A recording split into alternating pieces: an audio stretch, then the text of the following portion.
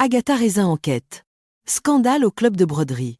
Petit point et grand secret. Chapitre 1. Un point de croix en travers de la gorge. L'hiver dans les Cotswolds possédait une beauté mélancolique indéniable, du moins pour ceux qui l'observaient, depuis la fenêtre d'un cottage bien chauffé, un verre de gin tonic à la main. Pour Agatha Raisin, cependant, la beauté des collines givrées et des arbres squelettiques commençait sérieusement à s'émousser. Agatha était assise dans son salon, les jambes étendues vers le feu de cheminée qui crépitait joyeusement.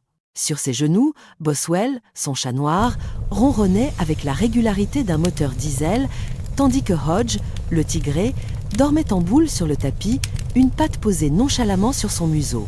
C'était une scène de bonheur domestique parfait, le genre d'image que l'on retrouve sur les boîtes de biscuits sablés. Pourtant, Agatha avait envie de hurler. Depuis que James Lacey, son ex-mari et voisin d'à côté, était parti pour un long voyage de recherche pour son prochain livre, le temps s'étirait à Carcely comme du caramel mou. Il ne s'était rien passé d'intéressant depuis des semaines.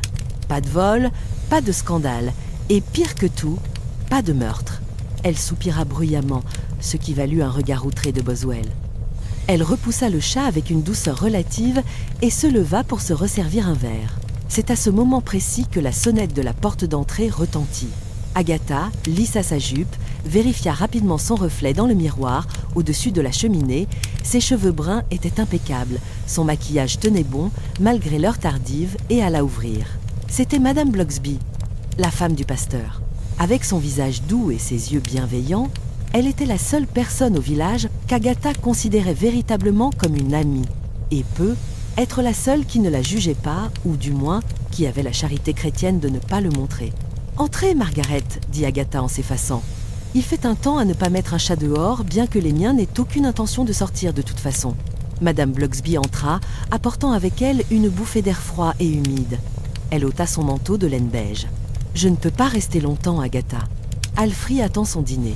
Mais je voulais vous parler de la nouvelle initiative à la salle paroissiale. » Agatha grimaça, en lui tendant un verre de sherry. « Si c'est encore une vente de charité pour le toit de l'église, je préfère faire un chèque tout de suite et m'épargner les gâteaux rassis de Madame Wilkes. »« Pas du tout, » répondit la femme du pasteur en s'asseyant au bord du fauteuil. « Il s'agit d'un club de broderie. C'est une idée de notre nouvelle résidente, Madame Felicity Price. Elle a gentiment proposé d'enseigner les techniques traditionnelles aux dames du village pour passer les longues soirées d'hiver. » Agatha renifla avec dédain. « La broderie ? Vous me voyez broder, Margaret ? Je n'ai pas la patience pour ces bêtises. Et qui est cette Felicity Price ? Encore une de ces veuves joyeuses venues chercher un mari à la campagne ? Elle est veuve, en effet, mais très respectable. Elle a emménagé dans le vieux cottage près de la poste. Elle est très compétente. » Il y avait dans la voix de Madame Blocksby une légère hésitation qui piqua instantanément la curiosité d'Agatha. Si la femme du pasteur, qui trouvait des qualités à tout le monde, marquait une pause avant de décrire quelqu'un, c'était généralement signe que la personne en question était un monstre. « Compétente », répéta Agatha. « Disons qu'elle a des opinions très arrêtées. Le premier atelier a lieu ce soir à 10 à 9 heures. Je pensais que cela vous ferait du bien de sortir un peu. On dit que James Lacey apprécie beaucoup les femmes d'intérieur. » Le coup était bas, mais il fit mouche. Agatha détestait l'idée de broder. Mais elle détestait encore plus l'idée que quelqu'un d'autre à Carcely puisse devenir le centre de l'attention. Et si cette Felicity Price était une rivale potentielle ? « Très bien, » dit Agatha en vidant son verre d'un trait. « J'irai. Mais si je me pique le doigt, je vous tiendrai pour responsable. » Une heure plus tard, Agatha poussait la porte de la salle paroissiale. L'endroit sentait la cire pour parquet, la poussière et le thé bon marché. Une douzaine de femmes étaient déjà installées autour de grandes tables sous la lumière crue des néons. Au centre de la pièce, une femme se tenait debout comme un général passant ses troupes en revue. Elle était grande, mince, vêtue d'un tailleur gris perle qui ne devait pas craindre les taches de thé. Ses cheveux gris acier étaient tirés en un chignon si serré qu'il semblait lui tirer les yeux vers les tempes. « Vous êtes en retard », lança la femme sans même un bonjour.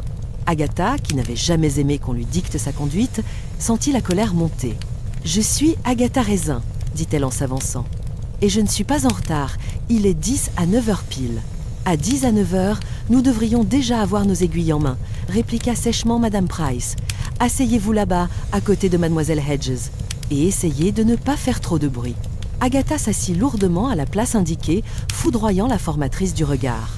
À côté d'elle, Margaret Hedges, l'institutrice du village, lui adressa un sourire timide et nerveux. Margaret était une petite chose effacée, qui semblait toujours s'excuser d'occuper de l'espace. « Elle est charmante, n'est-ce pas ?» chuchota Agatha avec sarcasme.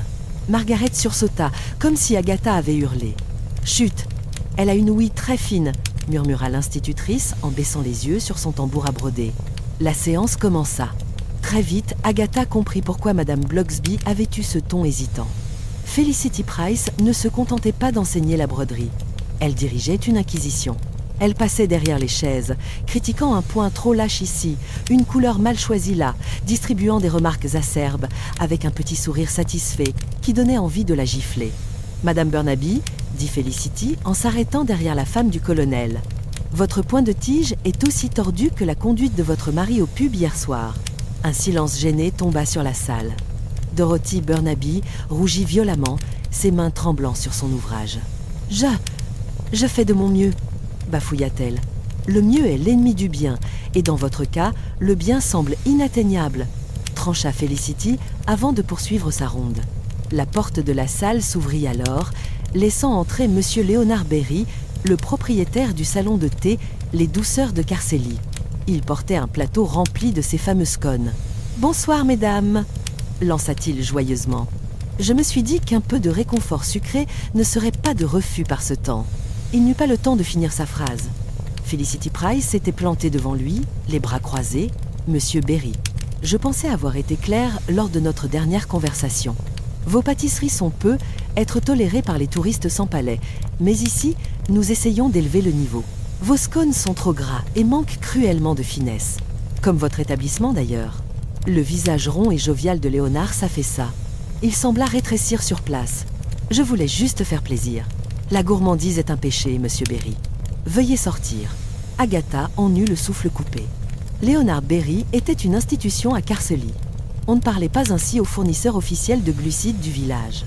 Elle allait intervenir quand son regard fut attiré par une nouvelle venue assise au bout de la table. C'était une jeune femme, la trentaine, blonde, élégante et agaçante de perfection. Ses points de broderie étaient minuscules et réguliers. Elle leva les yeux et sourit à Agatha. « C'est une ambiance particulière, n'est-ce pas ?» dit la jeune femme d'une voix mélodieuse. « Je m'appelle Pauline Dunham. Je viens d'arriver au village. » Agatha sentit immédiatement ses poils se hérisser.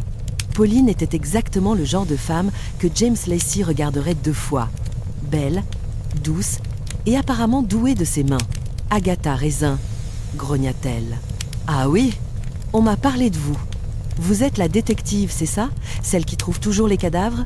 Avant qu'Agatha ne puisse répondre, la voix de crécelle de Felicity Price retentit à nouveau. « Mademoiselle Raisin, si vous êtes venue pour bavarder, la porte est là. Ici, nous travaillons. Et mon Dieu, regardez ce nœud. On dirait qu'un chat a joué avec votre fil. C'est pathétique. » Agatha serra les poings si fort qu'elle se planta l'aiguille dans le pouce. Un juron sonore lui échappa, faisant se retourner toute l'assemblée. « Vulgaire !» commenta Felicity en tournant les talons. « Je vais chercher une autre boîte de fil dans le débarras. Essayez de ne pas détruire le matériel en mon absence. » Elle sortit par la petite porte au fond de la salle, le menton haut, laissant derrière elle une atmosphère chargée d'électricité et de ressentiment. « Quelle horrible bonne femme !» murmura Dorothy Burnaby en essuyant une larme. « Elle ne perd rien pour attendre. » Gronda Léonard Berry, qui n'était toujours pas parti, serrant son plateau de scones comme une arme contondante. 10 minutes passèrent. Les conversations avaient repris, mais sur un ton de conspiration. On critiquait Felicity, on plaignait Dorothy, on louait les gâteaux de Léonard par pure rébellion. « Elle en met du temps pour trouver du fil », remarqua Pauline Dunham.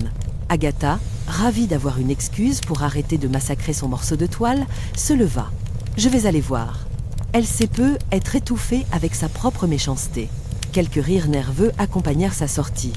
Agatha traversa la salle et ouvrit la porte du débarras. La pièce était petite, encombrée de chaises empilées et de cartons de décoration de Noël. Agatha fit un pas à l'intérieur et s'arrêta net. Felicity Price était là, mais elle ne cherchait pas de fil. Elle était étendue sur le sol, les bras en croix, ses yeux gris grands ouverts, fixant le plafond avec une expression de surprise totale. Une fine paire de ciseaux de broderie, ceux-là même qu'elle brandissait plutôt comme un sceptre, avait disparu. Mais ce qui frappa Agatha, c'était l'angle bizarre de sa tête. Et le silence absolu. Agatha s'accroupit, posa 2 doigts sur le cou de la mégère. Rien, pas un battement. La peau était encore chaude, mais la vie avait quitté Madame Felicity Price. Agatha se releva lentement, un étrange mélange d'horreur et d'excitation lui parcourant l'échine. « Eh bien, murmura-t-elle pour elle-même dans le silence du débarras, il semblerait que la séance soit levée. » Chapitre 2. Une tasse de thé et un cadavre froid. Agatha resta immobile un instant, contemplant le corps sans vie de Felicity Price. Dans les romans policiers qu'elle affectionnait, le héros ressentait souvent un frisson glacé ou une profonde tristesse. Agatha, elle, ressentait surtout une bouffée d'adrénaline familière. Et, il faut bien l'avouer, une pointe de satisfaction à l'idée que la soirée ne serait finalement pas perdue. Elle tourna les talons et retourna dans la salle principale. Les dames du village étaient toujours penchées sur leurs ouvrages, luttant contre des points de croix récalcitrants, tandis que la vapeur du thé embuait les vitres sombres. « Écoutez-moi toutes !» lança Agatha d'une voix forte, celle-là même qu'elle utilisait jadis pour terroriser les journalistes londoniens. Les têtes se levèrent. Le bourdonnement des conversations s'éteignit. Il n'y aura plus de cours ce soir, ni jamais d'ailleurs. Felicity Price est morte. Il y eut un silence stupéfait, suspendu dans l'air comme une note de musique discordante. Puis Margaret Hedges, l'institutrice, poussa un petit cri étouffé et porta sa main à sa bouche. Dorothy Burnaby, la femme du colonel, devint aussi pâle que le lin de sa broderie et se laissa glisser sur sa chaise avec un bruit mou. « Morte ?» répéta Pauline Denham. La belle nouvelle venue se leva avec une grâce fluide qui agaça instantanément Agatha. « Vous voulez dire une crise cardiaque ? Je ne suis pas médecin, » répliqua Agatha sèchement. « Mais vu la façon dont elle regarde le plafond, je doute qu'elle se relève pour nous critiquer de sitôt. Quelqu'un doit appeler la police et le docteur. » Ce fut Léonard Berry, le pâtissier, qui réagit le premier. Bien que d'une manière étrange, il ne sembla ni choqué, ni attristé. Au contraire, ses épaules s'affaissèrent comme s'il venait de déposer un lourd fardeau. « Je vais appeler depuis le pub, » dit-il d'une voix rauque. « Mon téléphone portable ne capte pas ici. » Il sortit précipitamment, abandonnant son plateau de scones sur une table. Agatha plissa les yeux. C'était une réaction bien rapide pour un homme qui venait de se faire insulter publiquement par la défunte. Pendant que le chaos s'installait, certaines femmes pleuraient. D'autres commençaient déjà à chuchoter. Avec une excitation morbide, Agatha retourna discrètement vers le débarras. Elle savait qu'elle n'avait que quelques minutes avant l'arrivée de Bill Wong. Elle s'arrêta sur le seuil, prenant soin de ne rien toucher. Son regard de lynx balaya la petite pièce. Felicity était toujours là, évidemment. Mais Agatha remarqua des détails qui lui avaient échappé lors du premier choc. Une chaise pliante, habituellement empilée contre le mur, était déplacée au milieu de la pièce, comme si quelqu'un s'y était assis pour discuter. Un coussin de velours rouge, probablement destiné à une future vente de charité, gisait renversé sur le sol, loin de toute pile logique. Et puis il y avait cette odeur. Une légère odeur d'amande amère mêlée à celle de la poussière. Agatha fit un pas prudent à l'intérieur et repéra quelque chose de brillant à moitié caché derrière une pile de vieux hymnaires. C'était une tasse en porcelaine fine au motif de rose délicat. Elle était encore à moitié pleine d'un liquide brunâtre. « Tiens, tiens !» murmura Agatha. « On prend le thé en cachette, Felicity ?» Elle s'apprêtait à se pencher pour mieux voir lorsqu'une main ferme se posa sur son épaule. Elle sursauta et se retourna pour faire face à l'uniforme familier du sergent Bill Wong. « Agatha, » soupira Bill, « pourquoi faut-il toujours que je te trouve penchée sur un cadavre ?» Bill Wong avait l'air fatigué. Ses cheveux noirs étaient un peu en désordre, signe qu'il avait probablement été tiré de son canapé. Malgré son ton exaspéré, ses yeux sombres trahissaient une certaine affection pour l'impossible Madame Raisin. « Je ne suis pas penchée sur elle, Bill. Je faisais de l'observation préliminaire. Elle est morte pendant que nous étions tous dans la pièce à côté. Alors sors de là, s'il te plaît. Laisse mes hommes faire leur travail. Le médecin légiste est en route. » Agatha se laissa pousser vers la sortie, mais elle planta ses talons dans le sol une fois dans le couloir. « Bill, écoute-moi.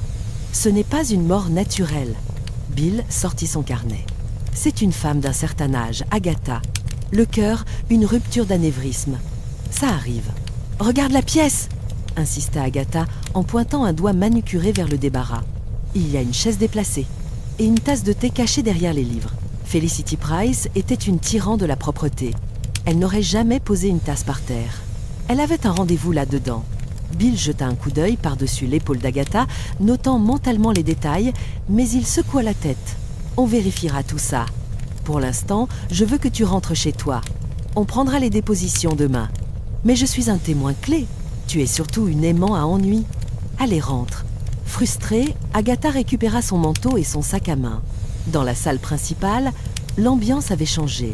La stupeur avait laissé place aux spéculations. Le chœur du village se mettait en branle.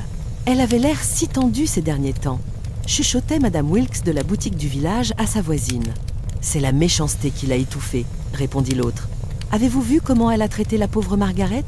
Agatha vit Pauline Denham consoler Margaret Hedges. La jeune femme blonde tenait les mains de l'institutrice avec une compassion qui semblait parfaite, trop parfaite. « Ne vous inquiétez pas, Margaret, » disait Pauline d'une voix douce. « Tout va s'arranger. Personne ne saura ce qu'elle voulait dire. » Agatha se figea. Personne ne saura ce qu'elle voulait dire. De quoi parlait-elle? Avant qu'elle ne puisse tendre l'oreille davantage, Bill Wong revint vers elle, l'air sévère. Agatha grogna et sortit dans la nuit glaciale. Le vent s'était levé, faisant tourbillonner les feuilles mortes dans les caniveaux de Carceli. Agatha remonta son col et marcha d'un pas rapide vers son cottage. Son esprit, lui, courait encore plus vite.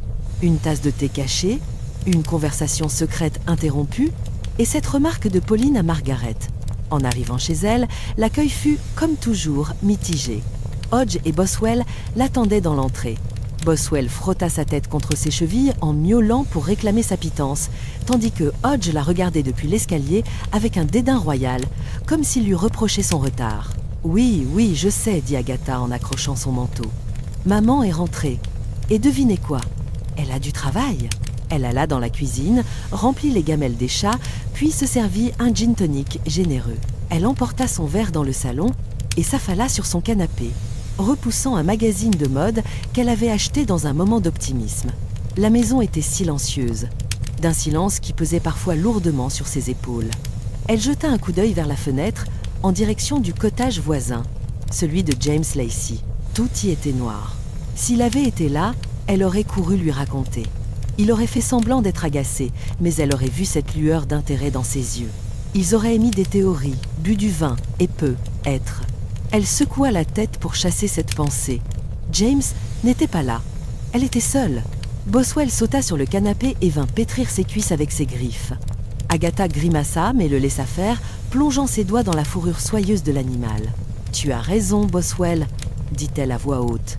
Bill Wong est un jeune sot s'il croit que c'est une mort naturelle. Elle repensa à la scène. Felicity Price s'était absentée pour chercher du fil. Cela ne devait prendre que 2 minutes. Mais elle avait pris le temps de s'asseoir et de boire du thé. C'était impossible. À moins que quelqu'un ne l'ait attendue, la basse. Ou qu'elle ait attendu quelqu'un. Agatha sortit un petit carnet de son sac. Elle nota 3 noms. Leonard Berry, humilié publiquement, avait l'air soulagé par la mort. Margaret Hedges, terrifiée par Felicity. Pauline a mentionné un secret. Dorothy Burnaby, insultée à propos de son mari. Et puis, elle ajouta un 4e nom en soulignant 2 fois. Pauline Denham. Pourquoi? Parce qu'elle était trop belle, trop gentille, et qu'elle s'était immiscée dans l'affaire avec une aisance suspecte. Et aussi, soyons honnêtes, parce qu'Agatha ne l'aimait pas. Elle prit une gorgée de gin. Le liquide froid et piquant lui réchauffa la gorge. « Demain, dit-elle au chat qui la fixait maintenant avec intensité, je vais devoir avoir une petite conversation avec ce pâtissier. Et être apprendre à faire ce maudit point de croix juste pour avoir une excuse de traîner au village. » Elle sourit à son reflet dans la vitre sombre. La retraite ennuyeuse était terminée. Agatha Raisin était de nouveau en chasse. Chapitre 3. Gâteaux, rumeurs et pâte d'amande. Le lendemain matin, le village de Carceli s'éveilla sous une chape de brume grise et humide, le genre de météo qui donne envie de rester sous la couette avec une bouillotte et un roman d'amour. Mais pour Agatha Raisin, la brume avait un tout autre effet. Elle agissait comme un signal de départ. Un meurtre avait été commis et l'air lourd de mystère était bien plus revigorant que n'importe quel café fort. Agatha se leva avec une détermination farouche. Elle passa un temps considérable devant son miroir. appliquant une couche généreuse de fond de teint pour masquer les cernes d'une nuit agitée, passée à échafauder des théories impliquant des aiguilles empoisonnées et des complots internationaux. Elle souligna ses yeux d'un trait de col qu'elle espérait mystérieux et pénétrant, mais qui, à la lumière impitoyable de la salle de bain, lui donnait un léger air de raton laveur combatif. Elle enfila ensuite un manteau de laine rouge vif, rien de tel pour signaler sa présence et, espérait-elle, intimider les coupables potentiels, et des bottes en cuir qui claquaient autoritairement sur le sol. Avant de sortir, elle remplit les gamelles de ses colocataires félins. Hodge, toujours aussi dédaigneux, renifla sa pâtée avec mépris avant de tourner le dos, tandis que Boswell, plus pragmatique, s'attaquait à son petit déjeuner avec un enthousiasme bruyant. « Gardez la maison, les garçons », lança Agatha. « Je vais voir si notre pâtissier a mis autre chose que de la levure dans ses gâteaux. » En sortant dans la rue principale, Agatha constata immédiatement que la nouvelle du décès de Felicity Price s'était répandue plus vite qu'une grippe en hiver. Il y avait une agitation inhabituelle pour une matinée de semaine. Devant la boutique du village, un petit groupe de femmes discutait avec animation, leur panier à provisions oublié sur le trottoir. Agatha ralentit le pas en passant à leur hauteur, tendant l'oreille avec une discrétion toute relative. « Je vous assure, » disait Madame Masson, une femme aux joues rouges qui nettoyait l'église, elle l'avait menacée de le faire fermer. Elle disait que ces éclairs au chocolat étaient une insulte à la gastronomie britannique. De là à la tuer, murmura sa voisine, une petite dame âgée en imperméable beige. Quoique mon mari serait capable de meurtre si on lui retirait sa tarte au porc du dimanche. Et vous avez vu la police ce matin ? Ils sont allés directement chez lui. Le pauvre Léonard, il avait l'air d'avoir vu un fantôme. Agatha sourit intérieurement. Le chœur du village chantait déjà et la mélodie désignait clairement Léonard Berry. C'était presque trop facile, songea-t-elle, mais il fallait vérifier. Elle poursuivit son chemin jusqu'au salon de thé Les Douceurs de Carceli. L'établissement, d'ordinaire accueillant avec ses nappes à carreaux et son odeur de cannelle, semblait ce matin-là porter le deuil. La vitrine était embuée, et à travers la porte vitrée, Agatha pouvait voir que la plupart des tables étaient occupées. Les villageois n'étaient pas venus par faim, mais par curiosité morbide. Rien de tel qu'un drame local pour stimuler l'appétit pour les scones et les ragots. Agatha poussa la porte, faisant tinter la clochette joyeuse qui sonnait désormais terriblement incongrue. Le silence se fit instantanément, suivi de chuchotements précipités. Agatha ignora les regards en coin et se dirigea droit vers le comptoir. Léonard Berry était là, s'affairant nerveusement derrière sa machine à expresso. Le pâtissier, habituellement un homme rond et jovial à la peau rose, avait le teint cireux d'un vieux navet. Ses mains tremblaient visiblement lorsqu'il posait une tasse sur une soucoupe, faisant s'entrechoquer la porcelaine dans un cliquetis révélateur. « Bonjour Léonard !» dit Agatha de sa voix la plus onctueuse, s'accoudant au comptoir comme si elle s'apprêtait à commander un simple café. Léonard sursauta si violemment qu'il faillit renverser le pot de lait. « Madame Raisin, qu'est-ce que je peux vous servir? Un thé? Une part de Victoria Sponge? Il est très frais ce matin. Je ne suis pas venue pour les calories, Léonard. Je suis venue pour la conversation. » Elle se pencha légèrement par-dessus le comptoir, baissant la voix pour que les oreilles indiscrètes des tables voisines, notamment celle de Madame Blocksby, qui sirotait un Earl Grey dans un coin, ne perdent pas une miette, tout en donnant l'illusion de la confidentialité. « La police s'intéresse beaucoup à vous, à ce qu'il paraît. » Léonard passa un torchon déjà humide sur son front. « C'est une procédure de routine, balbutia-t-il. Ils interrogent tout le monde. »« Vraiment ? Ont-ils interrogé le chat du pasteur ? Parce que j'ai entendu dire qu'ils se concentraient surtout sur ceux qui avaient eu des maux avec la chair défunte. Et tout le monde sait que Felicity avait déclaré la guerre à votre commerce. » Les yeux de Léonard s'embuèrent de larmes de panique. « Elle était terrible, Madame Raisin, terrible !» chuchota-t-il avec véhémence. Elle venait ici, elle commandait un gâteau, prenait une bouchée et le recrachait dans sa serviette en faisant une grimace de dégoût devant tout le monde. Elle disait que ma crème au beurre était vulgaire et que mes fonds de tarte étaient une offense au bon goût. Elle voulait lancer une pétition pour me faire remplacer par une chaîne de boulangerie bio. C'est un motif suffisant pour être en colère, concéda Agatha. Mais est-ce suffisant pour lui faire avaler de travers? Je ne l'ai pas tué. Je jure sur la tête de ma mère. J'étais au pub quand c'est arrivé, avant de venir vous apporter les scones. Au pub? Le Red Lion? Oui, vous pouvez demander au patron. J'avais besoin d'un remontant avant d'affronter le club de broderie. Agatha le scruta. Il semblait sincère. Ou alors c'était un excellent acteur, ce dont elle doutait fortement vu sa capacité à dissimuler son angoisse. C'est alors que la porte du salon de thé s'ouvrit de nouveau, laissant entrer une bourrasque de vent froid et le sergent Bill Wong. Il avait l'air plus grave que la veille, son visage jeune et ouvert, fermé par le souci professionnel. Il repéra Agatha immédiatement et soupira, mais se dirigea vers le comptoir. « Monsieur Berry, dit-il d'un ton officiel qui fit taire le reste de la salle. Je dois vous demander de m'accompagner au poste. » Léonard lâcha son torchon. « M'accompagner ? Mais pourquoi ? Je vous ai déjà tout dit ce matin. Nous avons trouvé un nouvel élément, Monsieur Berry, dans le sac à main de Madame Price. » Agatha tendit le cou, ses yeux brillants de curiosité. « Un élément ?» demanda-t-elle innocemment. Bill lui lança un regard d'avertissement, mais il savait qu'il était inutile d'essayer de la faire taire. Il sortit un sachet de preuves transparent de sa poche. À l'intérieur se trouvait un morceau de papier froissé. C'était un patron de broderie, un dessin complexe de fleurs entrelacées. Mais Bill le retourna. Au dos, griffonné d'une écriture hâtive mais lisible, se trouvait une recette. Ou plutôt, une ébauche de recette.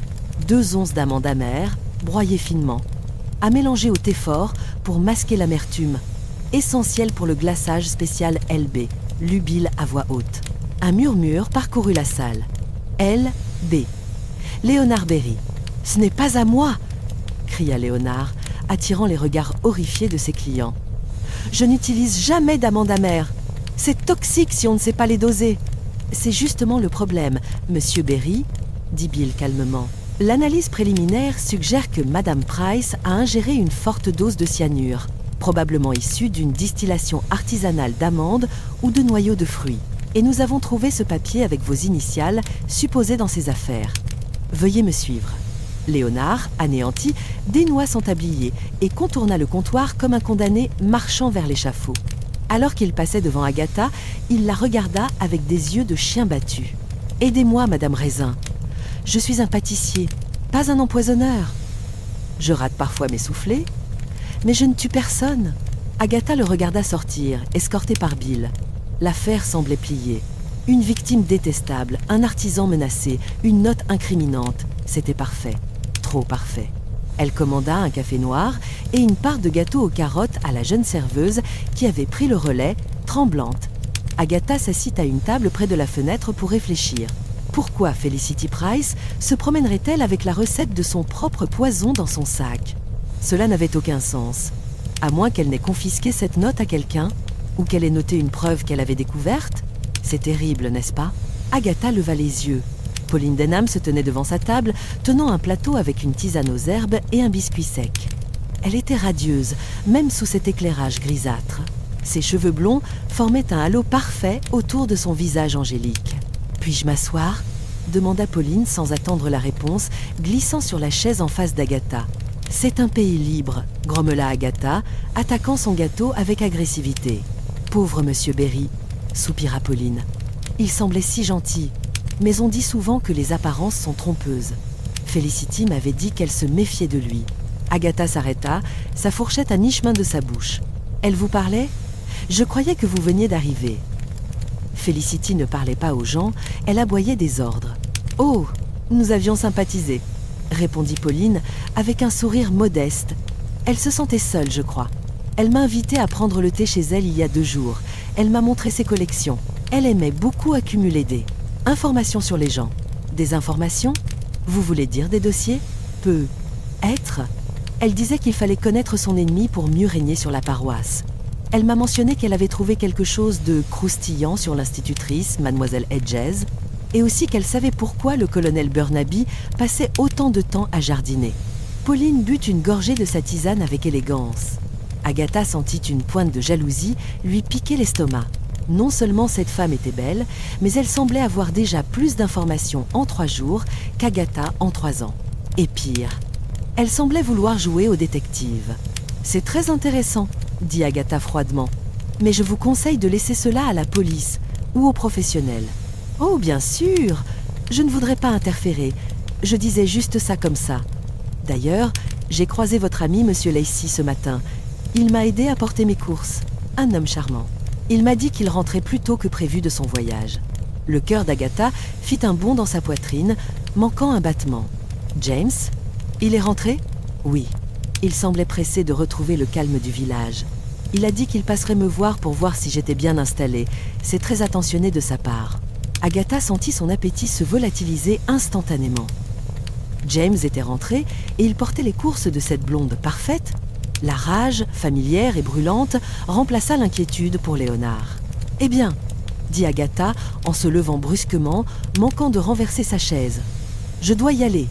J'ai des chats à nourrir et un meurtre à résoudre, si Bill Wong ne commet pas une erreur judiciaire monumentale. » Elle sortit du salon de thé en trombe, laissant Pauline Denham la regarder avec un petit sourire indéchiffrable. Dehors, le vent s'était levé, dispersant la brume, mais apportant une pluie fine et glaciale. Agatha marcha d'un pas furieux vers le poste de police, ou plutôt vers le bureau que Bill occupait à la gendarmerie locale. L'affaire du patron de broderie sentait le coup monter à plein nez. Léonard Berry était peu, être un mauvais pâtissier aux yeux de certains, mais il n'était pas assez stupide pour écrire « poison pour Felicity » au dos d'un papier qu'il laisserait traîner.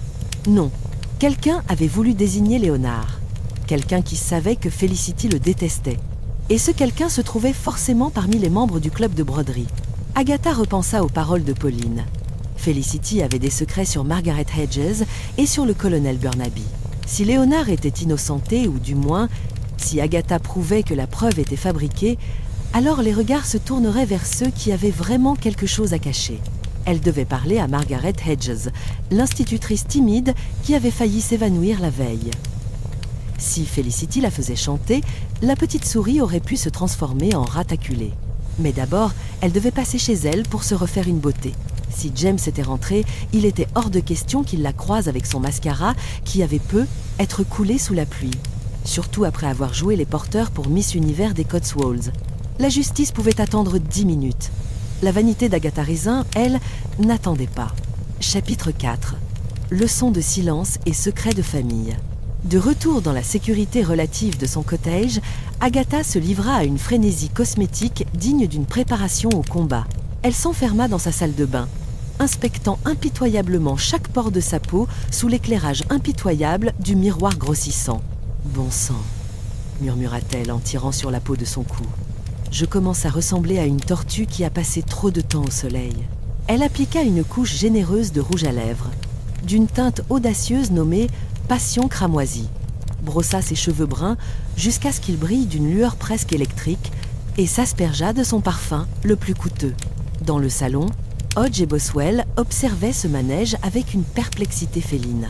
Boswell, assis sur le dossier du canapé, suivait les allées et venues de sa maîtresse avec de grands yeux jaunes, tandis que Hodge, couché près du radiateur, émettait un soupir qui ressemblait étrangement à une critique de son choix vestimentaire.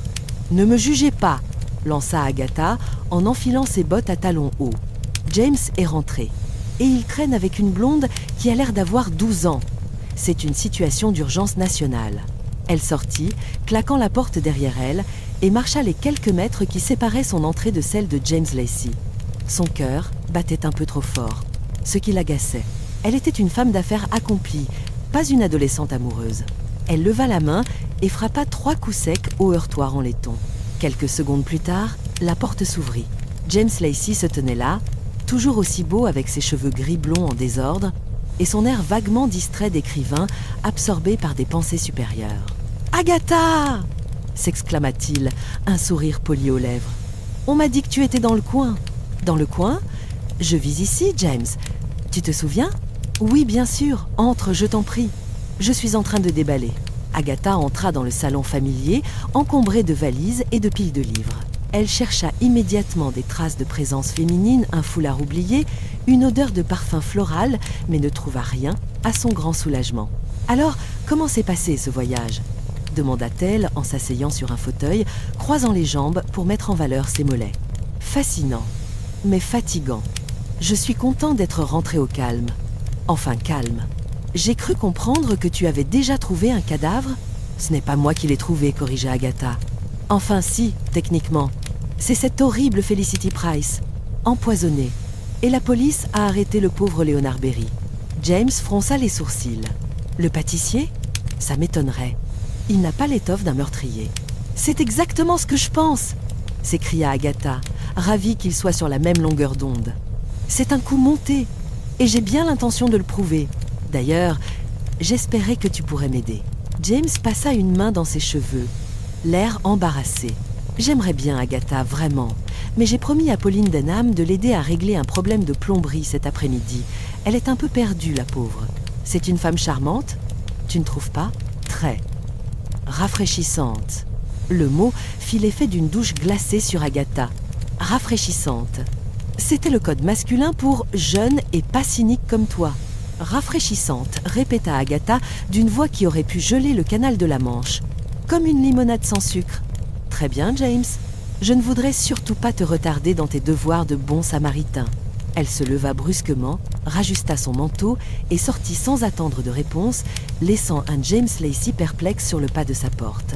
La colère était un excellent carburant et Agatha avait le réservoir plein.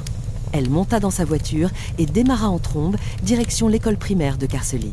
Si James ne voulait pas l'aider, elle résoudrait cette affaire seule, et elle lui jetterait la vérité au visage en même temps que son mépris. L'école du village était un petit bâtiment en briques rouges victoriennes, entouré d'une cour de récréation asphaltée où le vent faisait tourner une balançoire vide avec un grincement sinistre. C'était l'heure de la pause déjeuner. Agatha trouva Margaret Hodge dans sa salle de classe en train de corriger des cahiers d'écoliers tout en mangeant tristement un sandwich au concombre. L'institutrice sursauta lorsque Agatha entra sans frapper. « Madame Raisin !»« On n'a pas le droit d'entrer comme ça. »« Oh, taisez-vous, Margaret, nous devons parler. » Agatha tira une chaise d'enfant, bien trop petite pour elle, et s'assit en face du bureau, ses genoux touchant presque son menton. Ce n'était pas la position la plus digne pour un interrogatoire, mais elle compensa par un regard d'acier. « Je sais que Felicity Price vous faisait chanter », attaqua Agatha sans préambule. Le visage de Margaret devint instantanément gris. Elle lâcha son stylo rouge. « Je ne sais pas de quoi vous parlez. Ne me prenez pas pour une idiote. Pauline Denham m'a tout dit. Felicity avait un dossier sur vous. Elle menaçait de tout révéler. » « Révéler quoi, Margaret ? Que vous volez les craies ? Que vous détestez les enfants ? » ?»« Non, c'est bien pire. » Margaret éclata en sanglots. C'était un son déchirant, un pleur retenu depuis trop longtemps. Agatha, qui était généralement mal à l'aise face aux épanchements émotionnels, fouilla dans son sac et tendit un mouchoir en papier froissé à l'institutrice. « Allez, mouchez-vous et racontez-moi. Mieux vaut que ce soit moi que Bill Wong. Lui, il devra le noter dans un rapport officiel. » Margaret s'essuya les yeux et renifla bruyamment. « C'est mon père !» chuchota-t-elle. « Tout le monde ici pense qu'il est mort en héros de guerre. C'est ce que ma mère a raconté quand nous sommes arrivés à Carcely il y a 20 ans. Mais il est mort en prison. » Agatha haussa un sourcil. « En prison ? Pourquoi ? Meurtre ?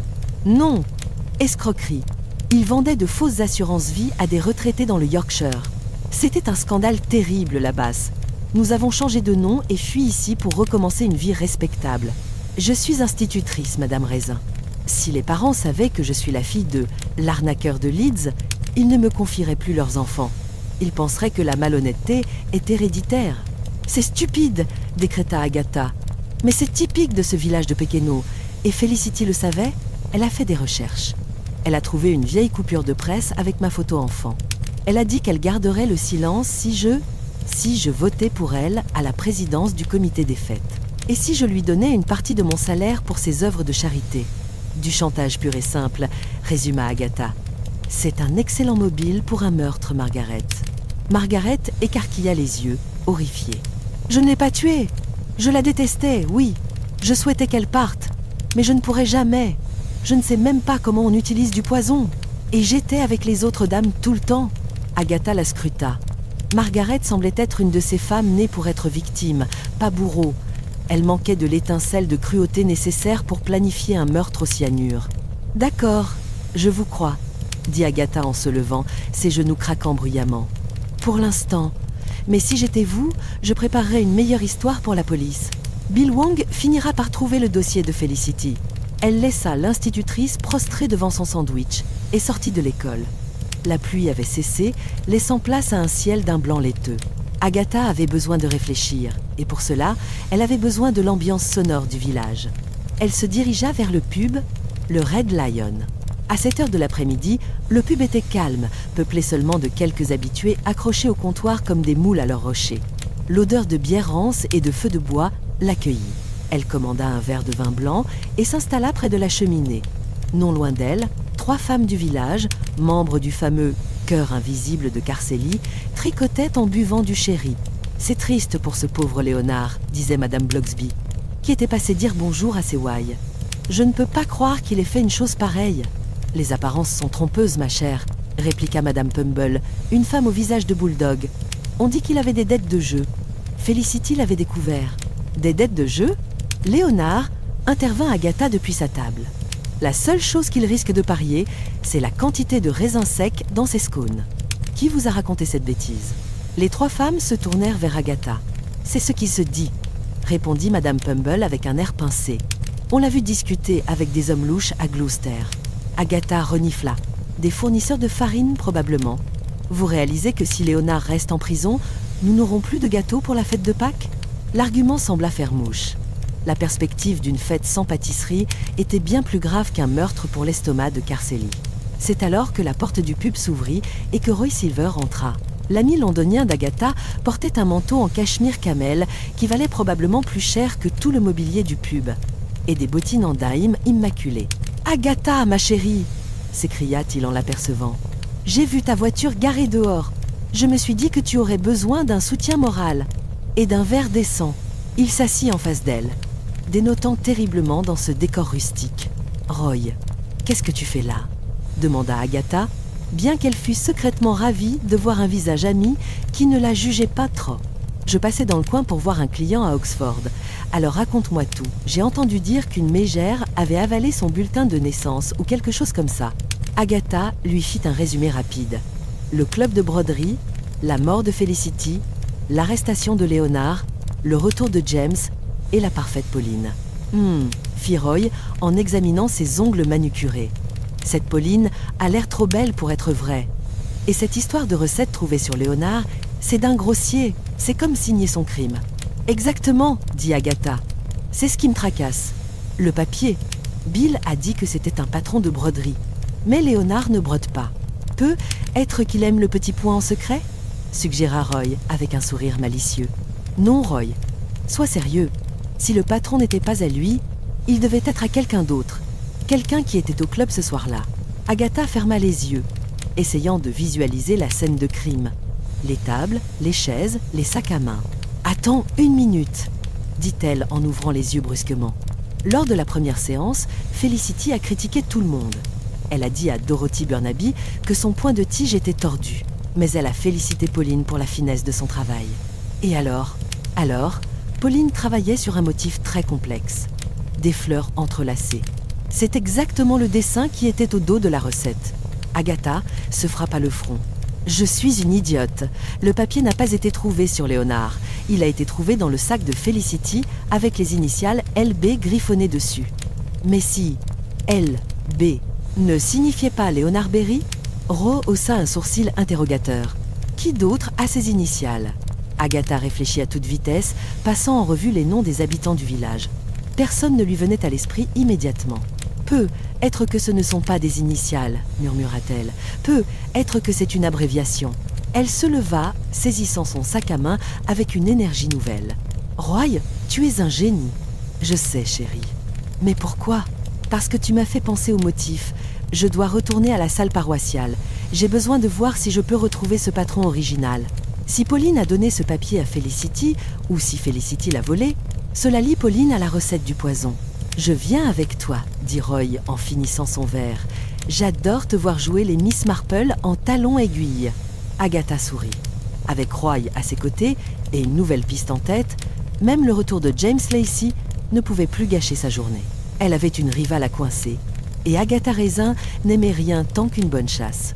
Chapitre 5 – Effraction, poussière et théologie.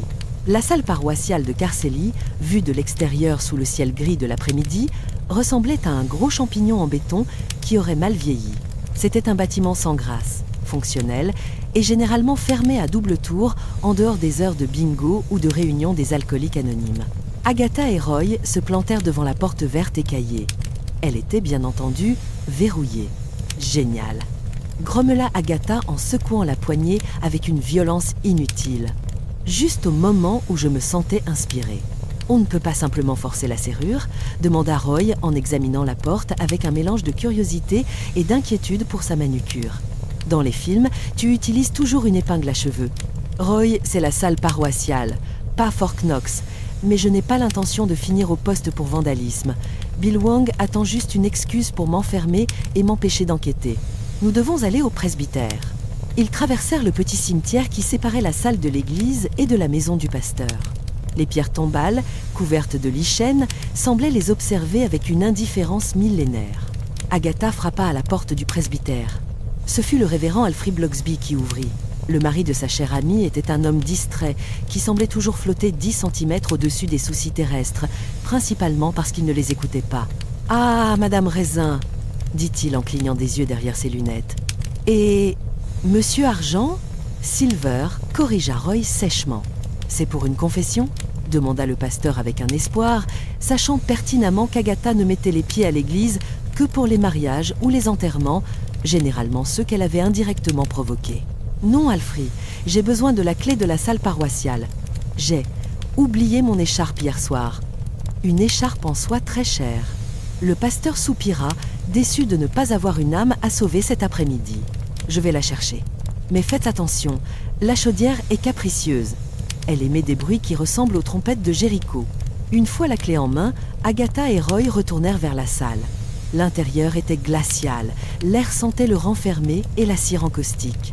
Les rubans jaunes de la police avaient été retirés, mais une aura de malaise persistait autour du petit débarras. « Bon, » dit Agatha en allumant les néons qui grésillèrent avant d'inonder la pièce d'une lumière blafarde. « Cherche tout ce qui ressemble à un patron de broderie.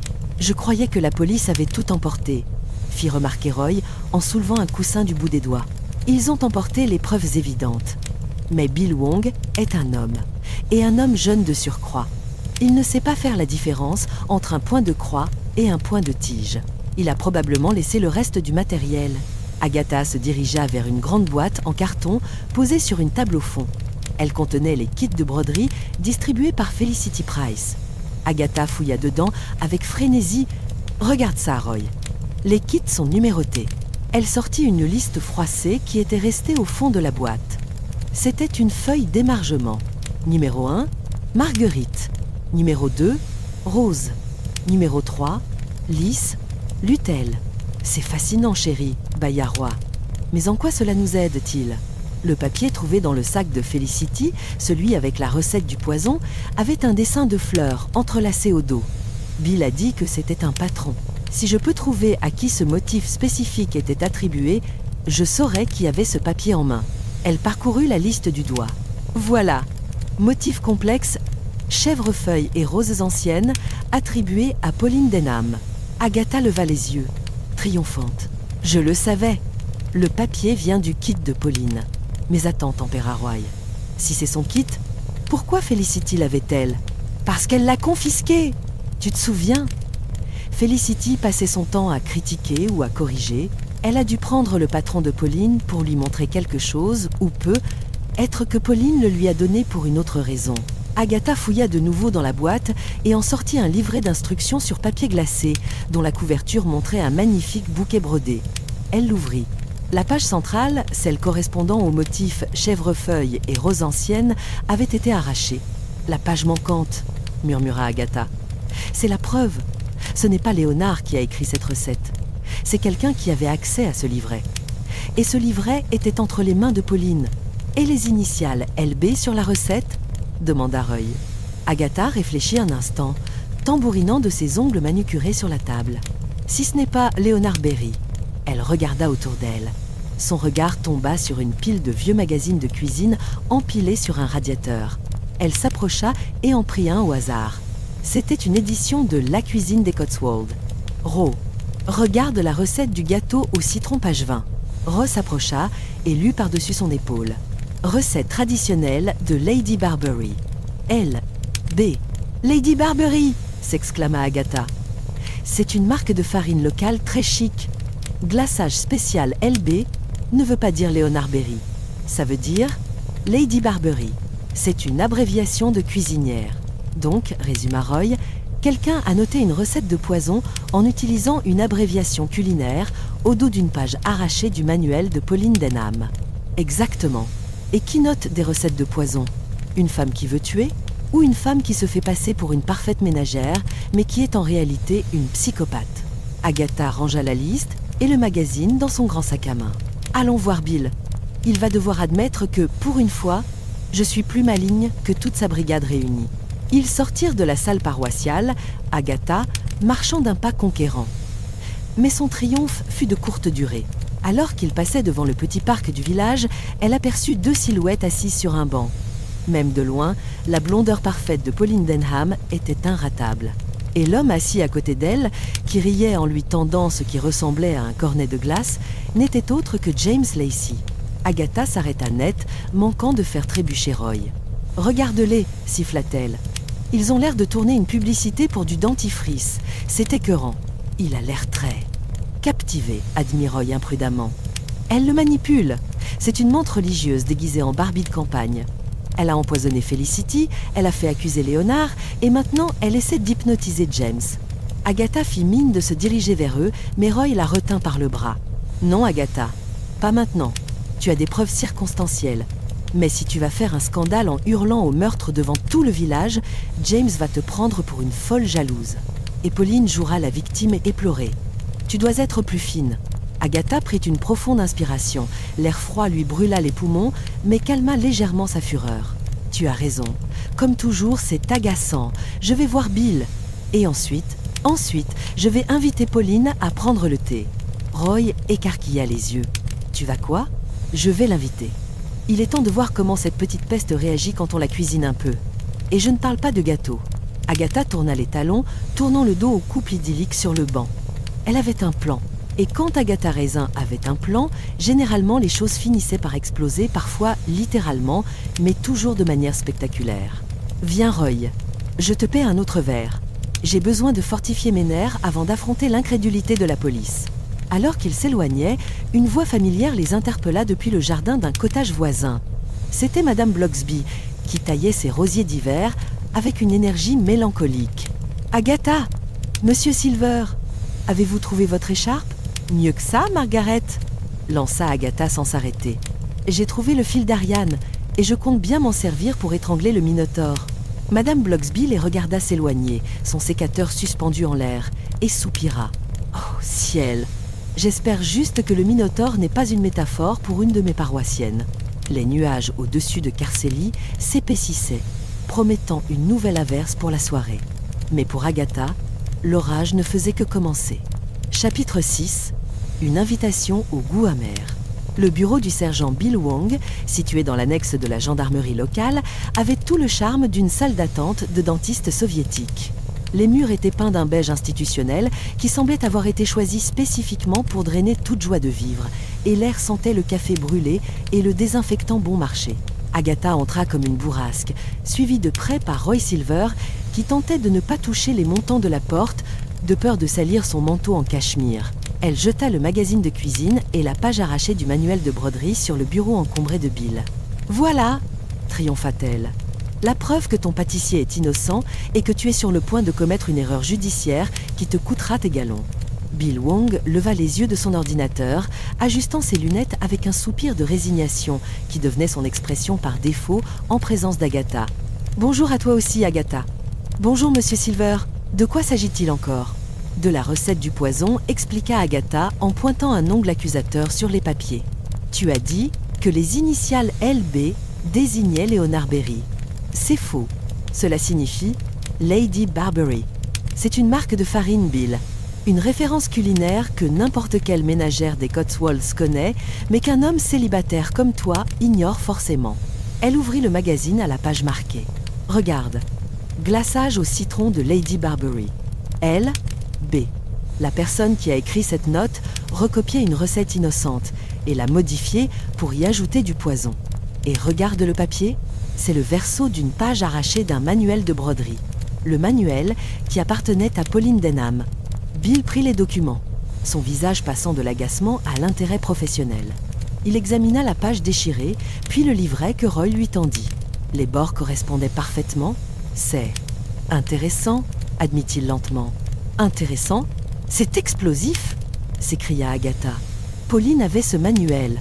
Felicity le lui a pris ou Pauline le lui a donné. Quoi qu'il en soit, cela lie la belle Pauline à la recette du cyanure. Léonard n'a rien à voir là-dedans. Il ne sait même pas coudre un bouton, alors suivre un patron de chèvrefeuille et rose ancienne ? Laisse-moi rire. Bill se frotta le menton. Le rapport du légiste vient d'arriver. C'est bien du cyanure, probablement distillé à partir de feuilles de laurier cerise ou de noyaux d'abricots amers. C'est une méthode ancienne, un peu rustique, exactement le genre de choses qu'une femme obsédée par le charme d'antan, comme Pauline pourrait concocter, renchérit Agatha. « Je vais envoyer ce papier au laboratoire pour relever les empreintes », concéda Bill. « Si on trouve celle de Madame Denham, nous aurons de quoi lui poser des questions sérieuses. » Mais Agatha, il la regarda droit dans les yeux, son expression s'adoucissant. « Ne t'emballe pas. Pauline Denham est arrivée ici il y a 3 semaines. Quel mobile aurait-elle pour tuer Felicity Price ?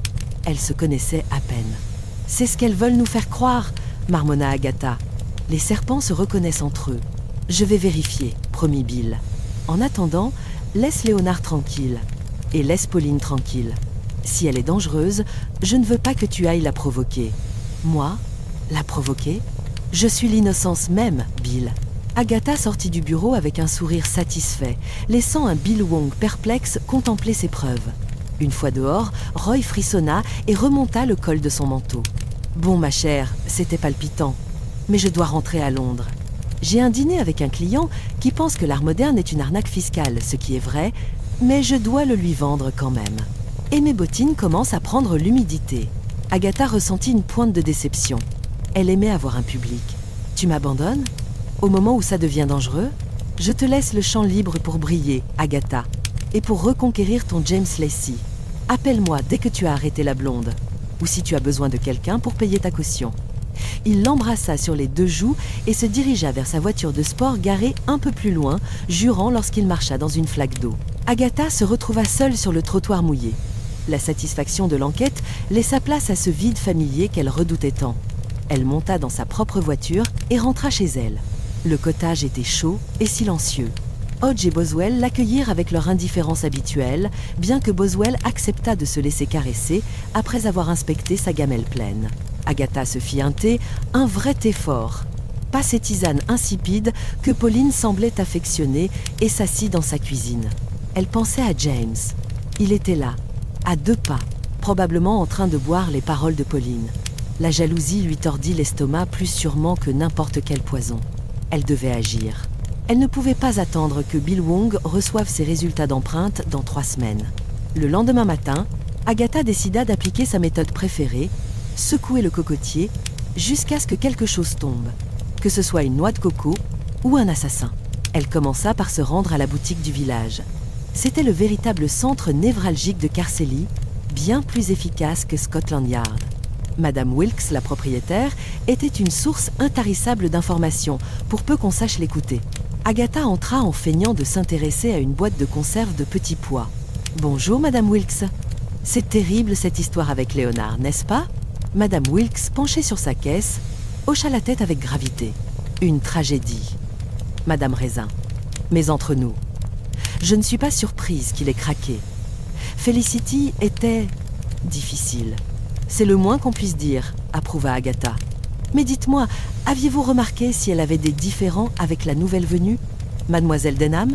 Madame Wilkes se pencha par-dessus le comptoir, baissant la voix sur le ton de la confidence. C'est drôle que vous disiez ça. L'autre jour, avant le drame, Felicity est venue acheter des timbres. Pauline passait dans la rue. Felicity la regardait par la vitrine avec un air bizarre, comme si elle voyait un fantôme. « Vraiment ?» fit Agatha, ses oreilles se dressant mentalement. « Oui. Elle a marmonné quelque chose comme « Je remettrai ce visage, c'est sûr. » Elle disait qu'elle avait une mémoire d'éléphant pour les visages. Elle pensait l'avoir vu dans un journal il y a longtemps. Pas dans la rubrique mondaine, si vous voyez ce que je veux dire. « Intéressant, » dit Agatha. Felicity pensait connaître le passé de Pauline. Et le lendemain, continua Madame Wilkes. Pauline est venue ici. Elle était charmante, comme toujours, mais elle posait beaucoup de questions sur Felicity. Où elle habitait, si elle vivait seule. C'était peu, être de la simple curiosité de voisine. Mais maintenant que vous le dites, Agatha acheta ses petits pois qu'elle ne mangerait jamais et sortit. Le motif se dessinait. Felicity, la fouineuse professionnelle, avait reconnu Pauline. Pauline, qui cachait quelque chose, s'en était rendu compte. Le chantage de Felicity ne s'était peu, être pas limité à l'institutrice. Agatha rentra chez elle et décrocha son téléphone. Elle composa le numéro de Pauline Denham qu'elle avait obtenu par des moyens détournés en regardant par-dessus l'épaule de Bill Wong la veille. « Allô ?» fit la voix cristalline de Pauline. « Ici Agatha Raisin », dit Agatha avec une gaieté forcée qui lui fit mal aux zygomatiques. « Je vous appelle pour m'excuser. »« Vous excuser ?»« Oui, pour mon comportement hier au salon de thé. J'étais contrariée par l'arrestation de Léonard. Je sais que nous sommes partis du mauvais pied, mais j'aimerais me rattraper. Que diriez-vous de venir prendre le thé chez moi cet après-midi ? James Lacey sera peu. Être là, ajouta-t-elle, lançant l'appât. Il y eut un silence à l'autre bout de la ligne. Agatha retint son souffle. « C'est très gentil à vous, Agatha, » répondit enfin Pauline. « J'adorerais. Disons 10 à 7 heures ? Parfait. À tout à l'heure. » Agatha raccrocha et sourit. Un sourire de prédateur. Elle passa le reste de la journée à préparer son piège. Elle sortit son service à thé en porcelaine fine, celui qu'elle n'utilisait que pour impressionner les gens qu'elle n'aimait pas. Elle disposa des biscuits achetés chez Marks. Spencer, sur un plat en argent, en prenant soin de jeter l'emballage pour laisser planer le doute sur leur provenance. Puis, elle alla frapper chez James. Il ouvrit la porte, l'air fatigué, mais toujours aussi séduisant. « Agatha ? Encore toi ? James, je fais un effort de civilité. J'ai invité Pauline à prendre le thé à 10 à 7 heures. Je me suis dit que, puisque tu l'apprécies tant, tu voudrais te joindre à nous, pour détendre l'atmosphère. » James parut surpris, puis méfiant. « C'est un piège, Agatha ? Tu ne vas pas lui sauter à la gorge ? » ?»« Pas du tout, je veux juste apprendre à connaître notre nouvelle voisine. Et puis, Bill a trouvé des preuves qui disculpent Léonard, alors je suis de bonne humeur. » La curiosité de James l'emporta sur sa prudence. « Très bien, je viendrai, mais promets-moi de bien te tenir. »« Je serai un ange, » mentit Agatha. À 10 à 7 heures précises, la sonnette retentit. Agatha, vêtue d'une robe noire qui la mincissait selon la vendeuse et qui lui donnait un air de veuve joyeuse selon son miroir, alla ouvrir. Pauline était là, vêtue d'un ensemble bleu pastel qui faisait ressortir ses yeux et qui, Agatha devait l'admettre avec rage, lui allait à ravir. Elle tenait une petite boîte. « Pour vous !» dit Pauline avec un sourire éclatant. « Des chocolats !» « C'est trop aimable, » dit Agatha en prenant la boîte, tout en se promettant de ne pas en manger un seul avant de l'avoir fait tester par un laboratoire. Entrés, James est déjà là. Ils s'installèrent dans le salon. Le feu crépitait, les chats dormaient Hodge, ayant ouvert un œil pour juger la nouvelle venue, avant de décider qu'elle ne valait pas le déplacement. Et l'ambiance était aussi chaleureuse qu'une chambre froide. « Vous avez une maison charmante, » dit Pauline en regardant autour d'elle. « Très rustique. » « C'est un cottage authentique, » répliqua Agatha. « Pas une de ces rénovations modernes sans âme. » Du thé, elle servit Pauline, observant ses mains. Étaient-ce les mains d'une meurtrière ?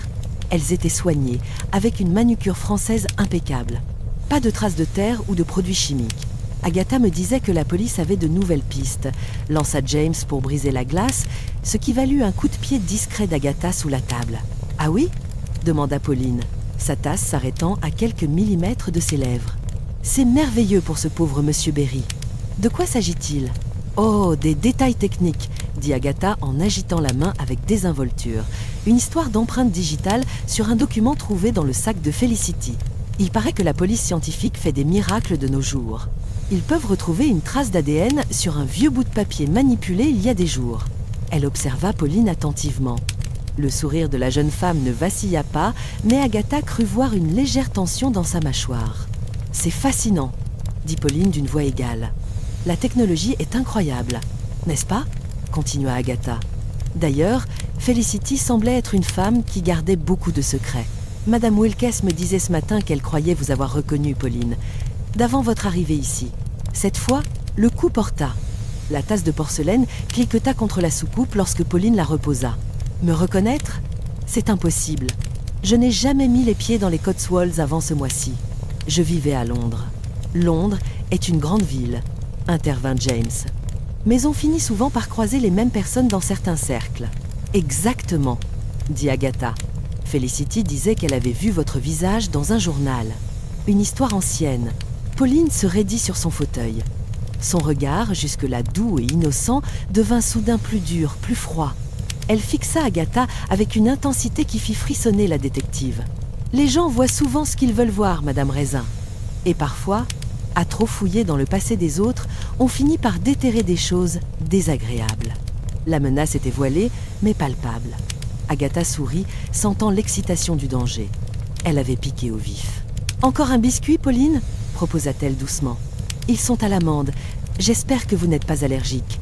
Ou que l'odeur ne vous rappelle rien de mauvais ?» Le silence qui suivit fut lourd, pesant.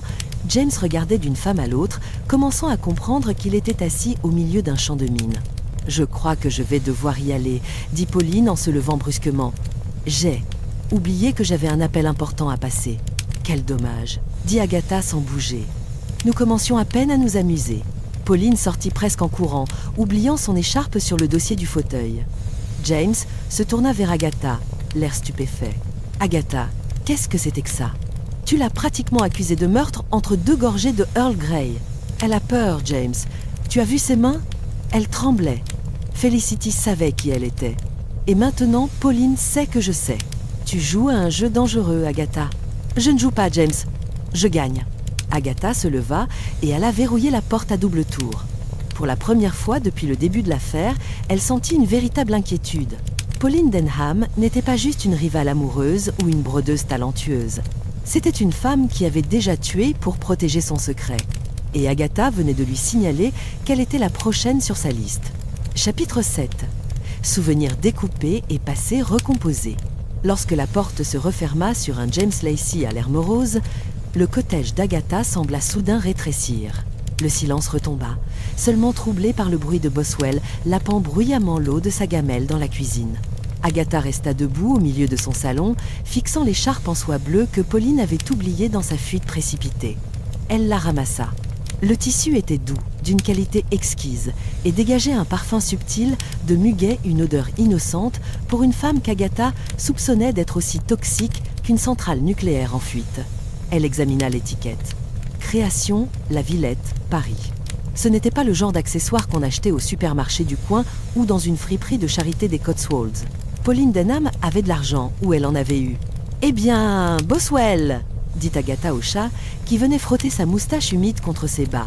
« Notre timide brodeuse a des goûts de luxe. » Et une peur panique de son passé, Agatha passa une soirée agitée. Elle tenta de regarder un documentaire sur la reproduction des loutres. Mangea une boîte de raviolis tièdes, à même la casserole. Le dîner prévu pour James ayant fini à la poubelle par dépit, et se coucha avec une migraine lancinante. Le lendemain matin, le ciel de Carceli avait décidé de bouder, affichant un gris uniforme qui promettait de la bruine jusqu'à Pâques. Agatha, elle, avait un plan. Elle ne pouvait pas attendre que Bill Wong fasse son travail. La police était encombrée de procédures et de règles éthiques, 2 choses qu'Agatha considérait comme des obstacles majeurs à la vérité. Elle enfila un imperméable beige façon Casablanca et se dirigea vers le presbytère. Si quelqu'un savait où Felicity Price cachait ses secrets, c'était bien l'église, ou du moins la femme qui la faisait tourner. Elle trouva Madame Bloxby dans sa cuisine, en train de préparer des sandwichs au concombre pour une réunion des mères de famille. « Agatha !» s'exclama la femme du pasteur en essuyant ses mains sur son tablier. « Je ne vous attendais pas si tôt. Voulez-vous un café ?»« Volontiers, Margaret, et j'ai besoin d'un service. » Madame Bloxby soupira, connaissant ce ton. C'était le ton « Agatha va m'entraîner dans quelque chose d'illégal. » De quoi s'agit-il, Agatha ? Je sais que vous avez les clés du cottage de Felicity, pour arroser ses plantes et nourrir son poisson rouge, n'est-ce pas ?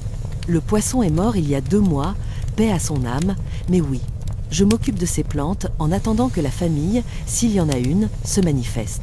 La police a levé les scellés hier soir, après leur dernière perquisition. « Parfait », dit Agatha en prenant la tasse qu'on lui tendait. « Je dois entrer dans cette maison. »« Agatha, c'est hors de question.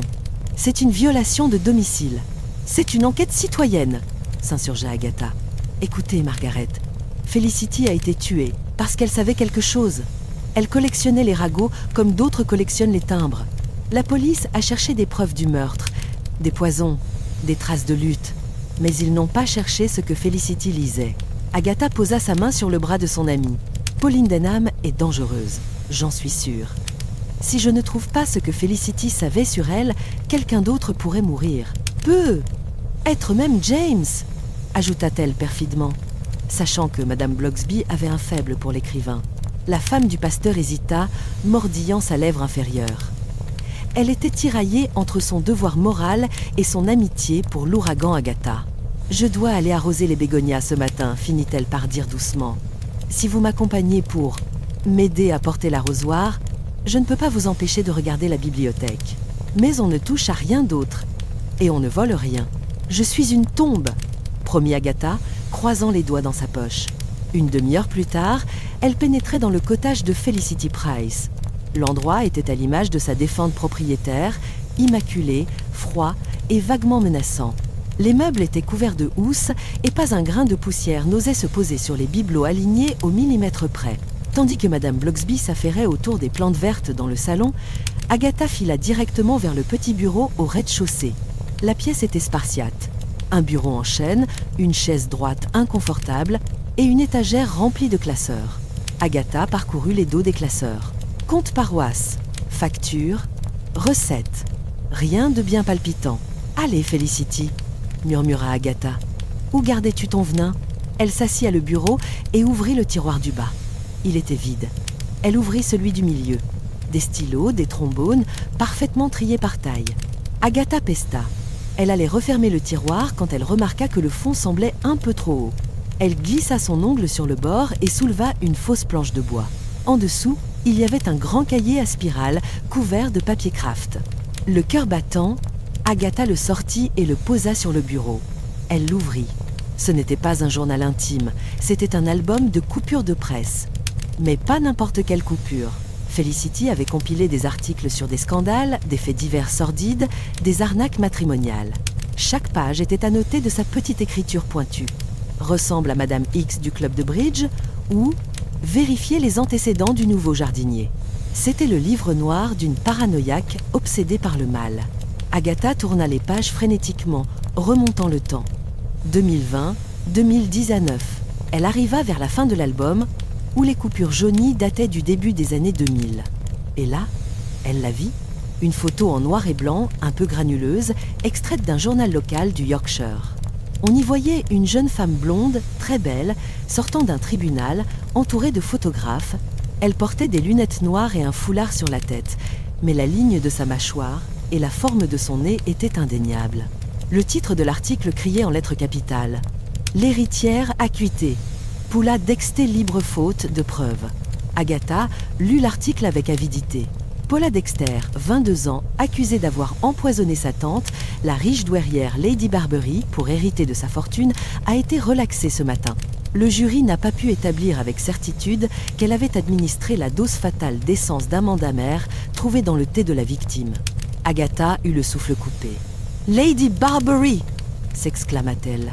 Madame Blocksby apparut dans l'encadrement de la porte, l'arrosoir à la main. « Qu'y a-t-il, Agatha ? Vous avez trouvé quelque chose ? » « J'ai tout trouvé, Margaret. Regardez. » Agatha pointa l'article. Pauline Denham et Paula Dexter. Elle a changé de nom, mais pas de méthode. Elle a tué sa tante avec des amandes amères il y a 15 ans. Elle a été acquittée. Mais tout le monde savait qu'elle était coupable. C'est pour ça que Felicity l'a reconnue. Elle avait vu cette photo. « Oh mon Dieu !» murmura Madame Blocksby en portant une main à sa bouche. Et le nom Lady Barbery. C'était le nom de sa tante. Ce n'était pas une marque de farine sur la recette trouvée dans le sac. Felicity avait dû noter « glaçage spécial LB » comme un code ironique, ou peut être qu'elle avait trouvé la recette originale que Pauline avait gardée comme un trophée morbide. Agatha arracha la page du cahier sous le regard horrifié de Madame Blocksby et la plia dans sa poche. « Nous devons aller voir Bill. Maintenant, Pauline est une tueuse en série qui s'ignore, et elle est libre dans notre village. » Elles sortirent du cottage précipitamment. Mais à peine avait-elle mis un pied sur le trottoir qu'une voiture de police passa devant elle, sirène hurlante, en direction de la sortie du village. Agatha arrêta un passant, le vieux monsieur Trally qui promenait son chien asthmatique. « Que se passe-t-il » demanda-t-il. On dit qu'il y a eu un incident chez la nouvelle. Mademoiselle Denham, répondit le vieil homme, en ajustant sa casquette. De la fumée. Les pompiers sont en route. Agatha échangea un regard terrifié avec Madame Blocksby. James souffla à Agatha. Il m'a dit qu'il allait l'aider à réparer une étagère ce matin. Sans attendre une seconde de plus, Agatha s'élança vers sa voiture, oubliant ses talons, oubliant sa coiffure, mue par une peur viscérale qu'elle refusait d'analyser. Si Paula Dexter sentait que l'étau se resserrait, elle n'hésiterait pas à éliminer le seul témoin gênant qui lui restait sous la main. « Tenez bon, James », grogna Agatha en faisant rugir le moteur de sa petite voiture. « Si elle touche à un seul de vos cheveux gris, je lui ferai regretter d'être née. » La course contre la montre avait commencé, et Agatha Raisin n'avait jamais aimé perdre. Surtout quand l'enjeu portait une veste en tweed et écrivait de mauvais livres d'histoire. Chapitre 8. Une fumée au goût d'amande. Le trajet entre le presbytère et le cottage loué par Pauline Denham, une charmante bâtisse nommée le Nid des Mésanges, ne prenait habituellement que 5 minutes en voiture. Agatha Raisin, au volant de sa petite voiture, couvrit la distance en moins de 3, terrorisant au passage un groupe de randonneurs et un faisan suicidaire. Son esprit était un tourbillon de scénarios catastrophes. Elle imaginait James Lacey gisant sur le tapis, une tasse de thé empoisonnée à la main, tandis que la blonde Paula Dexter alias Pauline mettait le feu au rideau avec un rire sardonique. La jalousie avait disparu, balayée par une peur glaciale. James était peu, être un idiot pompeux qui ne savait pas reconnaître une femme fatale quand elle lui tricotait une écharpe, mais c'était son idiot. Lorsqu'elle tourna au coin de la rue, le spectacle qui s'offrit à elle confirma ses craintes, bien que de manière moins apocalyptique qu'elle ne l'avait redouté. Une fumée noire et grasse s'échappait par la fenêtre de la cuisine du cottage. Le camion des pompiers volontaires de Carcelli bloquait l'allée. Et 2 hommes en uniforme arrosaient la façade avec un tuyau d'arrosage qui semblait dérisoirement petit. Une petite foule de badauds s'était déjà rassemblée. Le chœur du village était fidèle au poste, bravant la bruine pour ne rien rater du drame. Agatha gara sa voiture en vrac sur le trottoir et en sortit en courant. Bill Wong était là, tentant de maintenir un semblant d'ordre. « Agatha !» cria-t-il en la voyant foncer vers la barrière de sécurité. « N'approche pas, c'est instable !»« Au diable la stabilité !» hurla Agatha. « Où est James ?» Bill pointa le doigt vers l'ambulance garée un peu plus loin. « Il est là-bas. Il a inhalé de la fumée, mais il est conscient. » Agatha ne demanda pas son reste. Elle courut vers l'ambulance, ses talons s'enfonçant dans l'herbe mouillée. Les portes arrière étaient ouvertes. James Lacey était assis sur le rebord, une couverture grise sur les épaules et un masque à oxygène sur le visage. Il avait le teint d'un linge sale et les cheveux roussis, mais ses yeux étaient ouverts. Agatha grimpa presque sur lui, l'attrapant par les épaules. « James, espèce d'imbécile, je t'avais dit de te méfier d'elle. Est-ce que tu vas bien? Dis quelque chose. » James écarta le masque, toussa rauquement et la regarda avec un air piteux. « Agatha, tu cries. J'ai mal à la tête. Tu as de la chance de ne pas être mort. Qu'est-ce qui s'est passé ?»« Je ne sais pas trop, marmonna-t-il, l'air confus. Je réparais l'étagère. Pauline m'a fait du thé, un thé spécial, très parfumé. J'ai bu une tasse et tout s'est mis à tourner. J'ai dû m'évanouir. Quand je me suis réveillée, la cuisine était en feu. J'ai rampé dehors. Du thé ? Répéta Agatha sombrement. Bien sûr.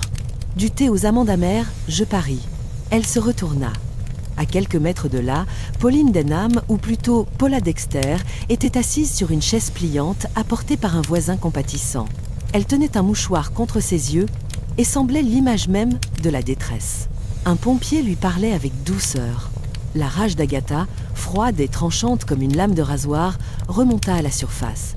Elle marcha vers Pauline, ignorant les protestations de Bill qui accourait derrière elle. « C'est une belle performance, Paula !» lança Agatha d'une voix forte qui fit taire les conversations alentour. Pauline leva les yeux. Son visage était barbouillé de suie, ce qui la rendait tragiquement belle.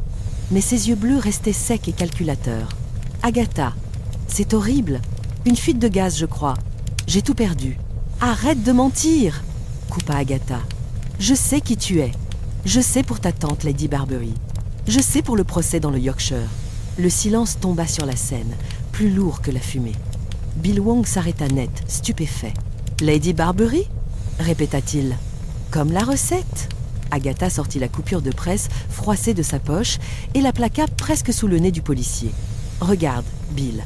Paula Dexter, acquittée du meurtre de Lady Barbary. Elle a changé de nom, elle a changé de région, mais elle a gardé ses vieilles habitudes. Felicity Price l'avait reconnue. Elle avait cette coupure dans son dossier secret. C'est pour ça que Felicity est morte. Elle la faisait chanter, ou elle s'apprêtait à tout révéler. Pauline se leva lentement. Le masque de la douce voisine tomba, remplacé par une expression de mépris glacé. Elle lissa sa jupe tachée de cendres. « Et alors ?» dit-elle d'une voix calme, presque ennuyée. « J'ai été acquittée, Madame Raisin. Cela signifie non coupable. Changer de nom n'est pas un crime. Vouloir recommencer sa vie loin des vautours comme vous n'est pas un crime. Mais empoisonner le thé de Felicity en est un, rétorqua Agatha. Et essayer de tuer James pour couvrir tes traces aussi. Tuer James ? Pauline laissa échapper un petit rire nerveux. Ne soyez pas ridicule, James a eu un malaise, il est maladroit, il a renversé une lampe à huile, j'ai essayé de l'aider. C'est moi qui ai appelé les pompiers. Parce que tu savais que si tu le laissais brûler, l'autopsie révélerait le poison dans son sang, contra Agatha. Tu avais besoin d'un accident crédible. Un incendie détruit beaucoup de preuves, n'est-ce pas ? Y compris le reste de ton stock de cyanure ? Pauline se tourna vers Bill, jouant la carte de la victime outragée. « Sergent, allez-vous laisser cette femme hystérique me harceler ? Je viens de voir ma maison brûler, je suis sous le choc. » Bill Wong avait l'air mal à l'aise. Il regarda Agatha, puis la coupure de presse, puis Pauline. « Madame Denham, ou Dexter, je vais devoir vous demander de nous accompagner au poste, juste pour éclaircir cette histoire d'identité et les circonstances de l'incendie. Je n'ai rien fait. » Dans ce cas, une simple déclaration suffira, dit Bill fermement. Mais Agatha a raison sur un point. Cette coupure de presse vous donne un mobile très sérieux pour la mort de Madame Price. Pauline foudroya Agatha du regard. Si les yeux pouvaient tuer, Agatha aurait été foudroyée sur place, carbonisée bien plus efficacement que le cottage. Vous le regretterez, siffla Pauline à l'adresse d'Agatha alors qu'un policier l'escortait vers la voiture de patrouille. Vous ne savez pas à qui vous vous attaquez. Je m'attaque à une tueuse médiocre qui rate ses scones et ses assassinats, répliqua Agatha avec bravade, bien que ses genoux tremblassent légèrement. Une fois Pauline partie, Agatha retourna vers James. Les ambulanciers avaient décidé qu'ils n'avaient pas besoin d'hospitalisation, juste de repos et d'air pur. « Allez, Roméo !» dit Agatha en l'aidant à se lever. « Je te ramène chez toi, ou plutôt chez moi. Je te fais pas confiance pour rester seule 5 minutes sans te faire kidnapper ou empoisonner. » James s'appuya lourdement sur elle. Il sentait la fumée froide et le thé rance. Elle semblait si... normal, murmura-t-il alors qu'Agatha le guidait vers sa voiture. On parlait de littérature. Elle m'a offert du thé. Elle a insisté pour que je goûte son gâteau maison. Tu en as mangé ? demanda Agatha avec horreur. Non, je n'avais pas faim. J'ai juste bu le thé. Elle avait l'air déçue. Agatha le fit asseoir sur le siège passager et boucla sa ceinture. Tu as survécu parce que tu as refusé une part de gâteau, James. C'est la première fois que ton manque d'appétit te sauve la vie. Le poison devait être concentré dans la nourriture, ou alors la dose dans le thé était calculée pour t'endormir avant que l'incendie ne fasse le reste. Elle contourna la voiture et s'installa au volant. Ses mains serraient le volant si fort que ses jointures étaient blanches.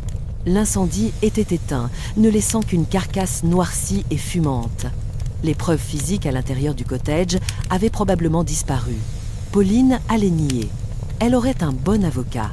Elle dirait que Felicity était une vieille folle paranoïaque et qu'Agatha était une rivale jalouse.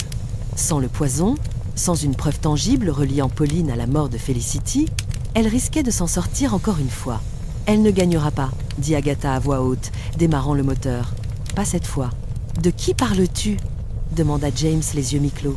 De Paula Dexter. Elle a commis une erreur, James. Elle t'a laissé en vie. Et maintenant, tu es le témoin clé. Témoin de quoi ? Je n'ai rien vu. Juste de la fumée. Tu as vu son comportement. Tu as senti le goût du thé. Et surtout, dit Agatha en jetant un coup d'œil dans le rétroviseur, tu es vivant pour témoigner qu'elle t'a drogué. Bill va faire une prise de sang. Si on trouve des traces de sédatifs ou de toxines, son histoire de malaise tombe à l'eau. Agatha conduisit prudemment vers le village, une résolution nouvelle durcissant ses traits. Pauline pensait avoir effacé ses traces par le feu, mais Agatha savait que la fumée finit toujours par se dissiper, révélant la vérité nue et laide qu'elle dissimulait.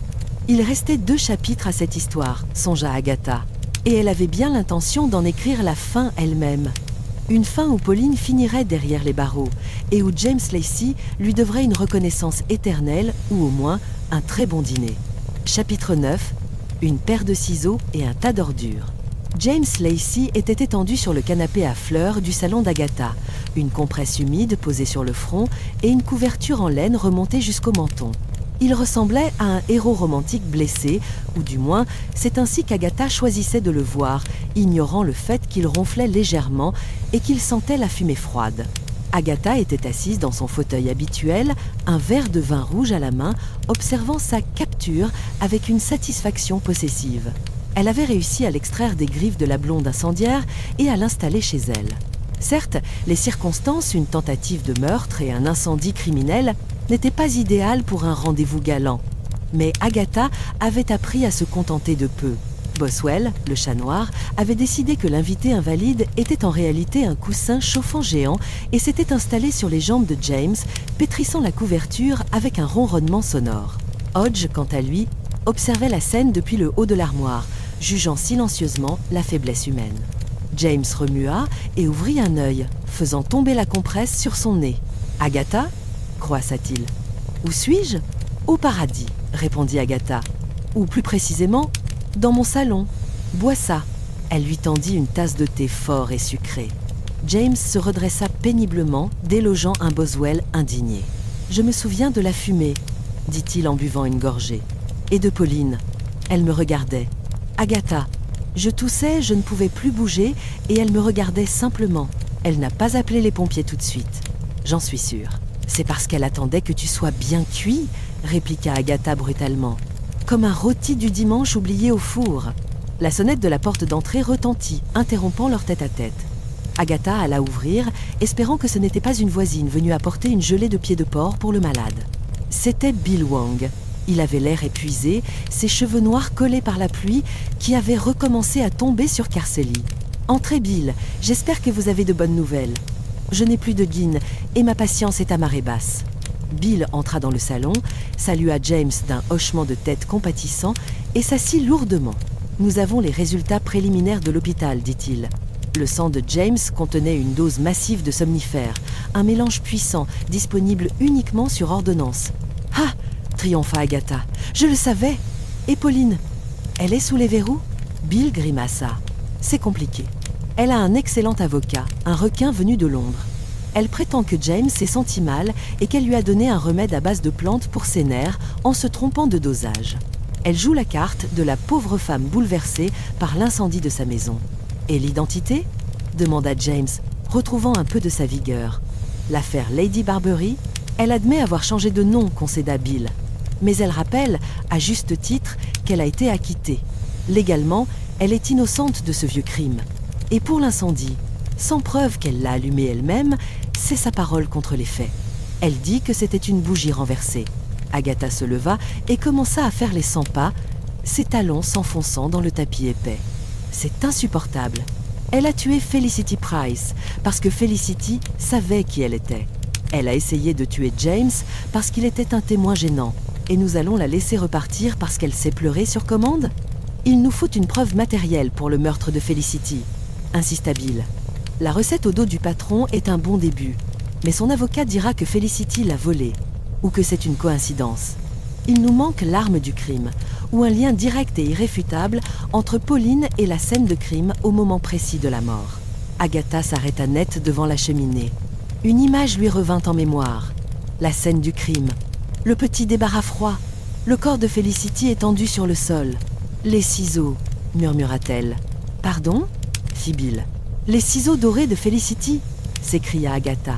Le soir du meurtre, quand nous avons trouvé le corps, ces ciseaux de broderie avaient disparu. Felicity ne s'en séparait jamais.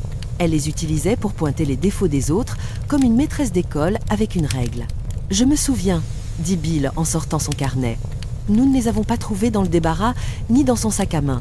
Nous avons pensé qu'ils avaient glissé sous un meuble ou qu'un membre du club les avait rangés par mégarde dans la panique. Ou alors, dit Agatha, ses yeux brillants d'une lueur dangereuse, le meurtrier les a emportés. Pourquoi ? Peut être par réflexe, ou peut être parce qu'il les avait touchés et avait peur d'y laisser des empreintes. Pauline ne portait pas de gants ce soir-là, je m'en souviens. Elle montrait sa manucure à tout le monde.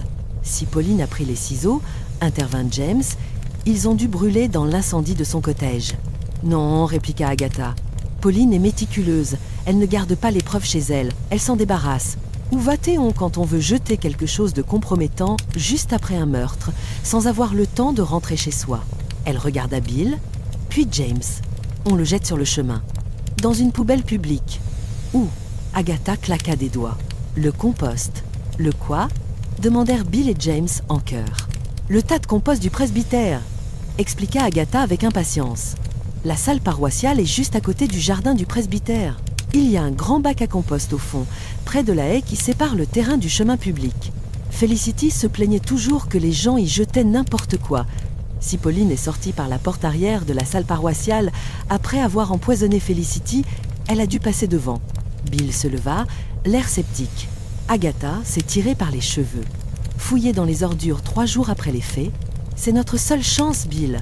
Si ces ciseaux sont là-dedans, et si on trouve les empreintes de Pauline ou des traces du poison dessus? Du poison sur des ciseaux? Elle a peu. Être coupé le sachet d'amande avec. Ou ouvert la fiole.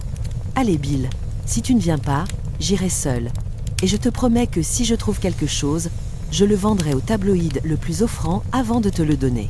Bill soupira, vaincu. D'accord. Mais tu mets des gants. 20 minutes plus tard, la petite troupe se retrouvait dans le jardin du presbytère, sous une pluie battante. James, trop faible pour participer, était resté au chaud chez Agatha avec pour instruction stricte de ne pas ouvrir la porte à des blondes. Madame Blocksby, vêtue d'un imperméable jaune et tenant un grand parapluie, les regardait avec inquiétude. « Vous êtes sûre, Agatha ?» Se compostait. « Eh bien, c'est essentiellement des épluchures de pommes de terre et les fleurs fanées de l'hôtel.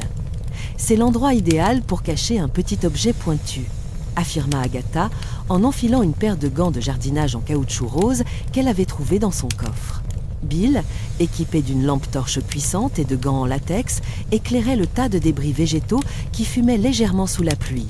L'odeur était âcre, mélange de terre mouillée et de décomposition végétale. « C'est charmant, grommela Agatha en plongeant les mains dans le tas. Si Roy me voyait, il s'évanouirait. » Ils fouillèrent en silence pendant un long moment. Agatha retournait des couches de feuilles mortes gluantes, pestant contre chaque ver de terre qu'elle rencontrait. « Rien, » dit Bill en se redressant pour soulager son dos.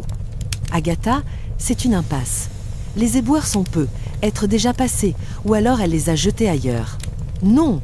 s'obstina Agatha. « Pauline est arrogante. Elle n'aurait pas fait un détour.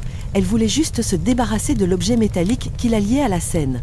Continue à chercher. » Elle donna un grand coup de pied dans un amas de branchages au fond du bac. Quelque chose tinta.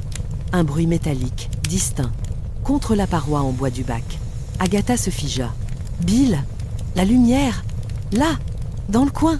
Bill braqua le faisceau. Agatha écarta des tiges de chrysanthème pourries.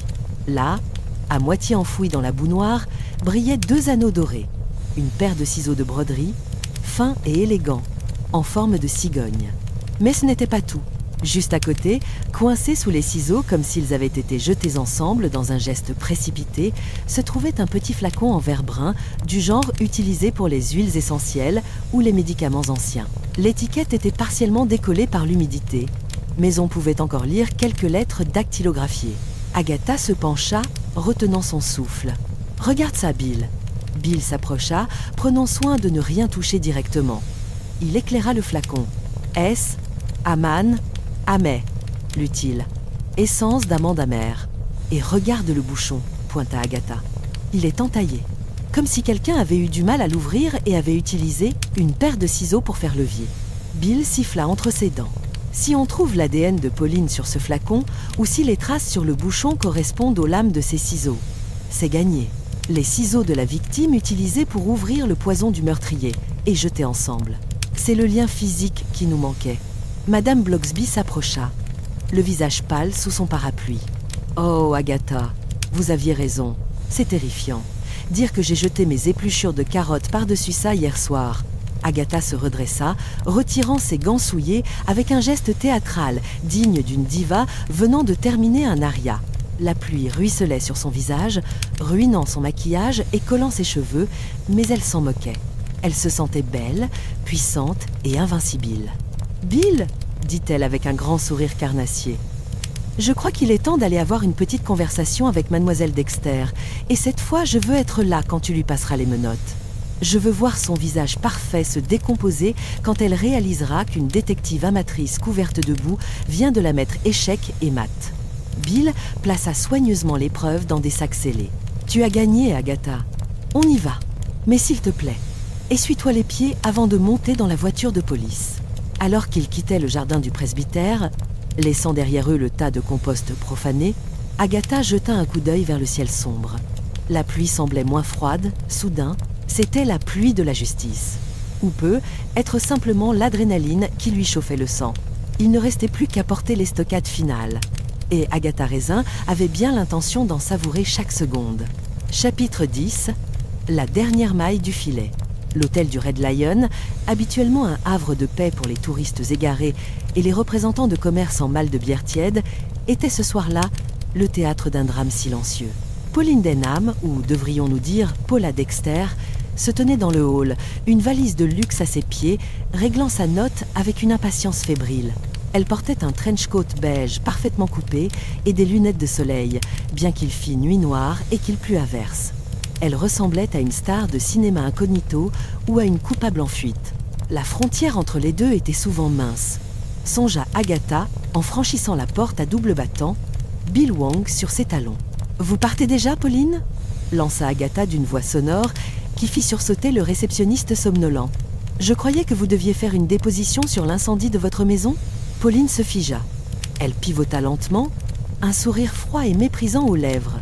« J'ai décidé de loger chez une amie à Londres, » répondit-elle. « L'air de la campagne ne me réussit pas. Trop de pollution et trop de nuisibles. » Elle jeta un regard dégoûté vers les chaussures boueuses d'Agatha. « C'est drôle ?» continua Agatha en s'avançant, ignorant l'insulte. « J'aurais pensé que vous voudriez rester pour voir si James allait s'en sortir. Après tout, vous étiez si proche. J'appellerai pour prendre des nouvelles. Maintenant, si vous voulez bien m'excuser, mon taxi m'attend. » Elle fit mine de saisir sa valise, mais Bill Wong posa sa main sur la poignée. « Je crains que vous ne puissiez pas partir, Madame Dexter, » dit-il fermement. Pauline retira sa main comme si elle avait été brûlée. « C'est du harcèlement. Je vais appeler mon avocat. »« Vous pouvez l'appeler, » dit Bill, en sortant un sachet plastique transparent de sa poche. « Mais je doute qu'il puisse expliquer ceci. » Il leva le sachet à la lumière du lustre poussiéreux. À l'intérieur, les ciseaux dorés en forme de cigogne brillaient, sinistres et élégants, à côté du petit flacon brun. Le visage de Pauline se décomposa. Le masque de la mondaine arrogante tomba en poussière, révélant la peur crue. « Nous les avons trouvés dans le compost du presbytère », expliqua Agatha avec délectation. « Là où vous les avez jetés en sortant de la salle paroissiale. Et devinez quoi ? Le laboratoire confirmera sans doute que les entailles sur le bouchon du poison correspondent aux lames de ces ciseaux. Les ciseaux de Felicity. » Pauline recula, cherchant une issue du regard. Mais la porte était bloquée par un agent de police en uniforme qui venait d'entrer. Elle allait tout dire. Cracha soudain Pauline, sa voix devenant stridente. « Cette vieille sorcière, elle me faisait chanter. Elle voulait que je finance la réfection de son toit, que je lui achète une voiture. Elle disait qu'elle enverrait la photo au journal local. J'ai recommencé ma vie. Je ne voulais pas que tout recommence. Alors vous l'avez tuée, dit Bill calmement. Elle le méritait. Elle était mauvaise. Et James n'était qu'un dommage collatéral.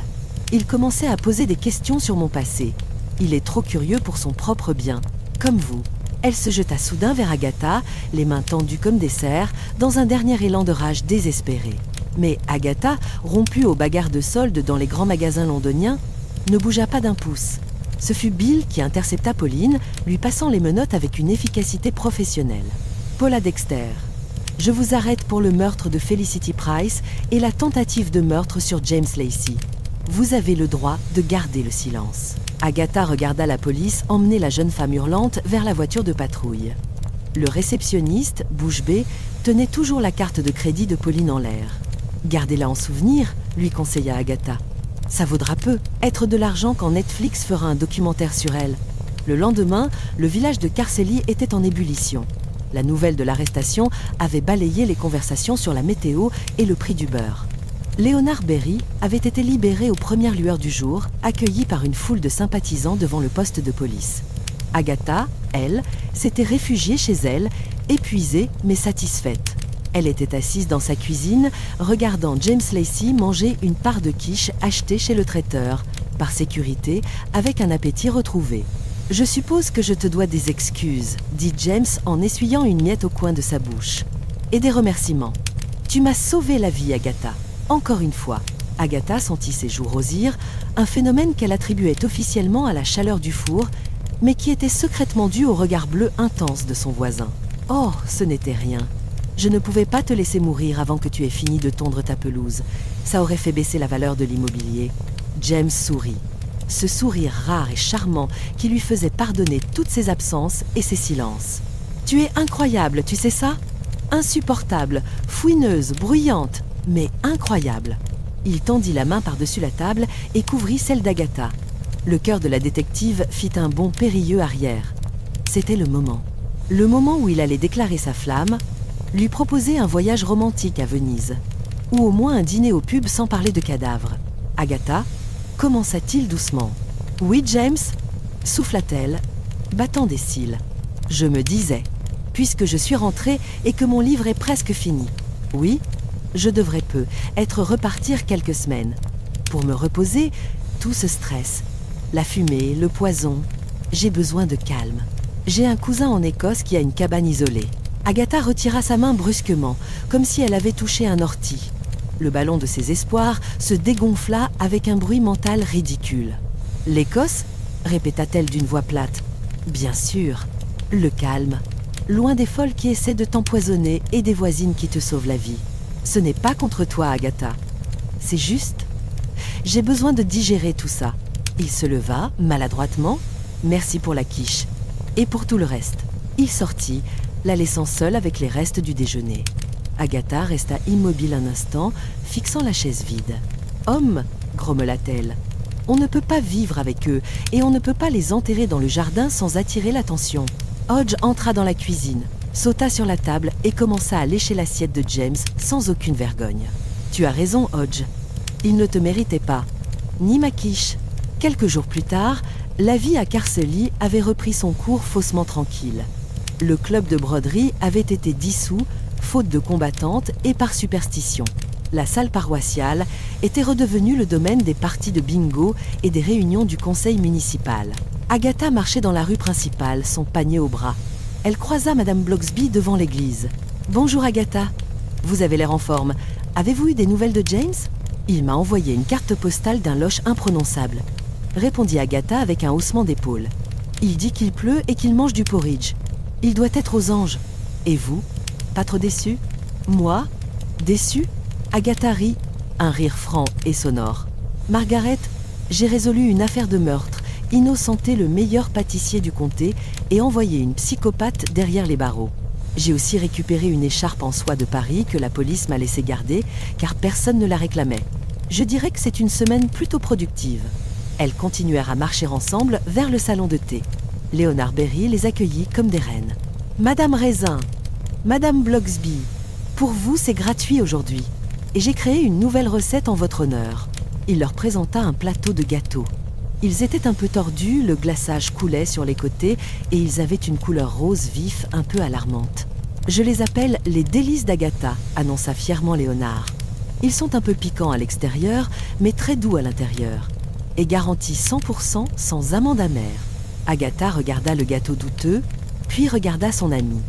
Madame Bloxby souriait avec bienveillance. « Eh bien, » dit Agatha, en prenant une bouchée courageuse. « C'est une expérience, comme la vie ici. » Le gâteau était en effet surprenant, un peu acide, un peu trop sucré, mais étrangement réconfortant. Agatha s'installa près de la fenêtre, regardant la rue du village où les feuilles mortes dansaient sous le vent. Elle était seule, oui. James était loin. Roy était à Londres. Mais elle avait ses chats, ses amis et sa réputation. Les gens la saluaient avec un mélange de respect et de crainte à travers la vitre. Agatha Raisin, la détective des Cotswolds, était chez elle. Et qui savait ? Le prochain meurtre n'était peu. Être qu'à une réunion du club de jardinage près. Elle finit son gâteau, s'essuya les lèvres et sourit à son reflet dans la vitre. « À la vôtre, Agatha » murmura-t-elle. « Tu es encore bien conservée pour une femme qui a survécu à un club de broderie. » Elle se leva, paya son thé. Léonard refusa, mais elle insista, car on ne doit rien à personne, et sortit dans l'air vif de l'automne, prête pour la suite.